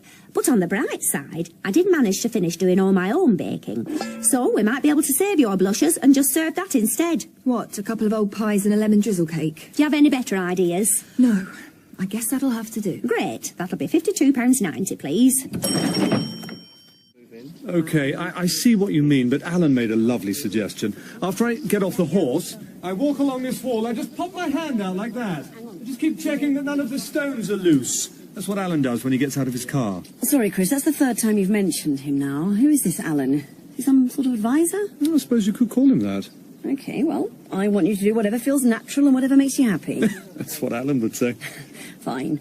So you arrive at the house, get off your horse, past the other guests who are arriving, take the apple from the gardener, a bite of it, and then into the house. Now, what about maybe halfway through, just a glance up at the slates on the roof, check they're all level? An Alan idea? I'm so glad we're on the same page. Standing by to turn over in 5 minutes, please. Christopher's probably having a word with the director now and seeing if he can kiss me instead. We should probably keep to the scene very much as they wanted it done. What, Barry? Yeah, it's a bit windy, mate. This is mad, isn't it? How do you mean? All these people at Plum House rushing about, filming, you and me dressed like this, about to have a kiss. Not what you thought would happen when you came to work at Plum House? Not really. When I came for my interview, Peter thought I was a burglar and locked me in a cupboard. Then Julian lost the key for the cupboard. Alan had to get me out with a crowbar. By then, I'd missed the train home, so I ended up staying. I'm not sure they even intended to give me a job, but since you've been here, it's been great. Nothing like this would have happened before. You're very kind. I wish I could get the guys here to appreciate you more. I mean, I appreciate you, obviously. I actually think an awful lot of you, Emma. What I'm trying to say... Right apple for you, sir. Peter. Picked from the garden with this whole leathery hand of mine. Not much good to me, this other hand, governor. Crimea, a Russian ran a bayonet clean through it. Not been the same since, it ain't. You know, sometimes when I close my eyes, I'm back at Balaclava. Are you OK, Peter? I'm rehearsing my lines. God, they've given you that much to say. I'm riffing around it a little. I've now decided that my character's a Cockney, raised in a poor house near Whitechapel. Maybe best to stick to your own accent, Peter. OK, can we make sure everyone's at starting positions, please? So when I walk past that water butt, I could dip my fingers in, just wash my face a bit. There isn't time for you to do that, Chris. Well, you need to meet Alan. When you two have quite finished. Sorry, who are you? What do you want? Maureen Longstaff, chief caterer. Where's this food need put in? Oh, right, sorry. Is this the old prop food I said we needed for the horse's trough, yes? Oh, that looks disgusting. It's perfect. I beg your pardon? Just chuck it in the trough. That'll look great on camera. You've got some brass neck. Wait a minute. If I put my food in there, will it be on the telly? Yes. All right, then. There's not many folk can say they've had their food on the telly, and you lot can always help yourself afterwards to anything the horse leaves. Peter Knight. Yes? I'm a little concerned that Tennyson and I haven't rehearsed enough. You see, I give him this ripe apple. But I'm thinking now I'd want you to keep the apple. That would make sense. You probably pity me. After all, you see, I'm playing him very much as this Crimean War veteran who came back to find his wife and daughter dead from diphtheria. Can you play him as a gardener who gives Chris an apple? And Chris, can you play it as a man who eats the apple? OK? But will we be like that? Exactly. You didn't make much of an impression before, Tennyson, but I can see there's an acting brain in there somewhere. I mean, you're no Edith Evans, but... Right, everyone in positions, ready for a take. Stand by to turn over. Quiet, please. Turn over. Sound. Speed. And action. What's happened now? I'm afraid we've been cut off. I did my best, but yeah, we have no power. Oh, must fortune's wheel always cast me down just as I'm on the verge of acting? Tom, I'm still going to be in shot with Christopher Tennyson, aren't I? Be a shame if our kiss didn't make it. Where's our backup generator? Stuck with the extras, I'm afraid, boss. Hello. Can I be of any assistance? Are you a miracle worker? That's Alan. And yes, I think he just might be.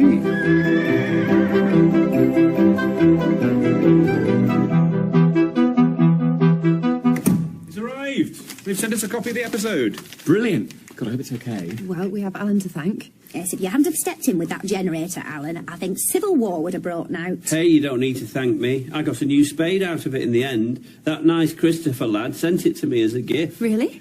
The only thing that's a little bit puzzling is that he's written his name on it. Maybe he was going to keep it for his own garden. I could always have it, Alan, if it's not right. Maureen, where's our Betamax machine and television cabinet? Oh, you can watch it on my laptop, Peter. Steady on, old chap. Bit low on battery. Best plug her in. Right. May I present to you,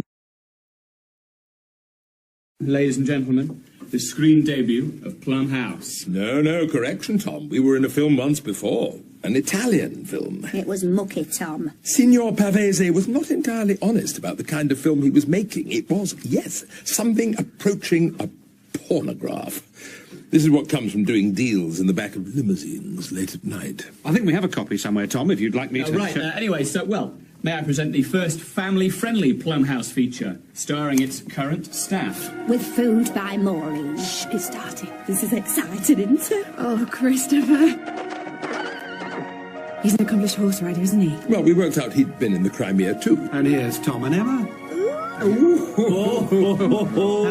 Enjoying that a bit, eh, Tommy? It's acting, Julian, actually, and that's great acting from Emma as well, sort of pretending to look at Christopher while kissing me. There it is! That's my food in the trough! It tasted delicious, Maureen, that shepherd's pie. It was very moist. That might have been the horse dribbling over it. Shh. Here I am. Ripe apple for you, sir. Yay! Is that it? Where's all my dialogue gone? I've been cut. All that bit about meeting Florence Nightingale? Gone. You were great, Peter. You've stolen the show. Oh, Maureen, that's very kind. Power's gone. Julian. I thought we paid. I'll get the generator. Don't go thinking every time you put the generator on you get a new spade. You don't. Actually, chaps, nice as it was to see the fruits of our labours, I have another idea. We've been working really rather too hard of late, so I suggest, nay, insist on a grand group outing to the pub. Hooray! But let me just say now, I want everyone in tomorrow, 9 a.m. sharp, for an emergency meeting. Not again. Righto. What about this time? Do you know, I can't for the life of me remember, but I'm sure it's nothing to worry about. Come on, to the public house. Mine's a sherry.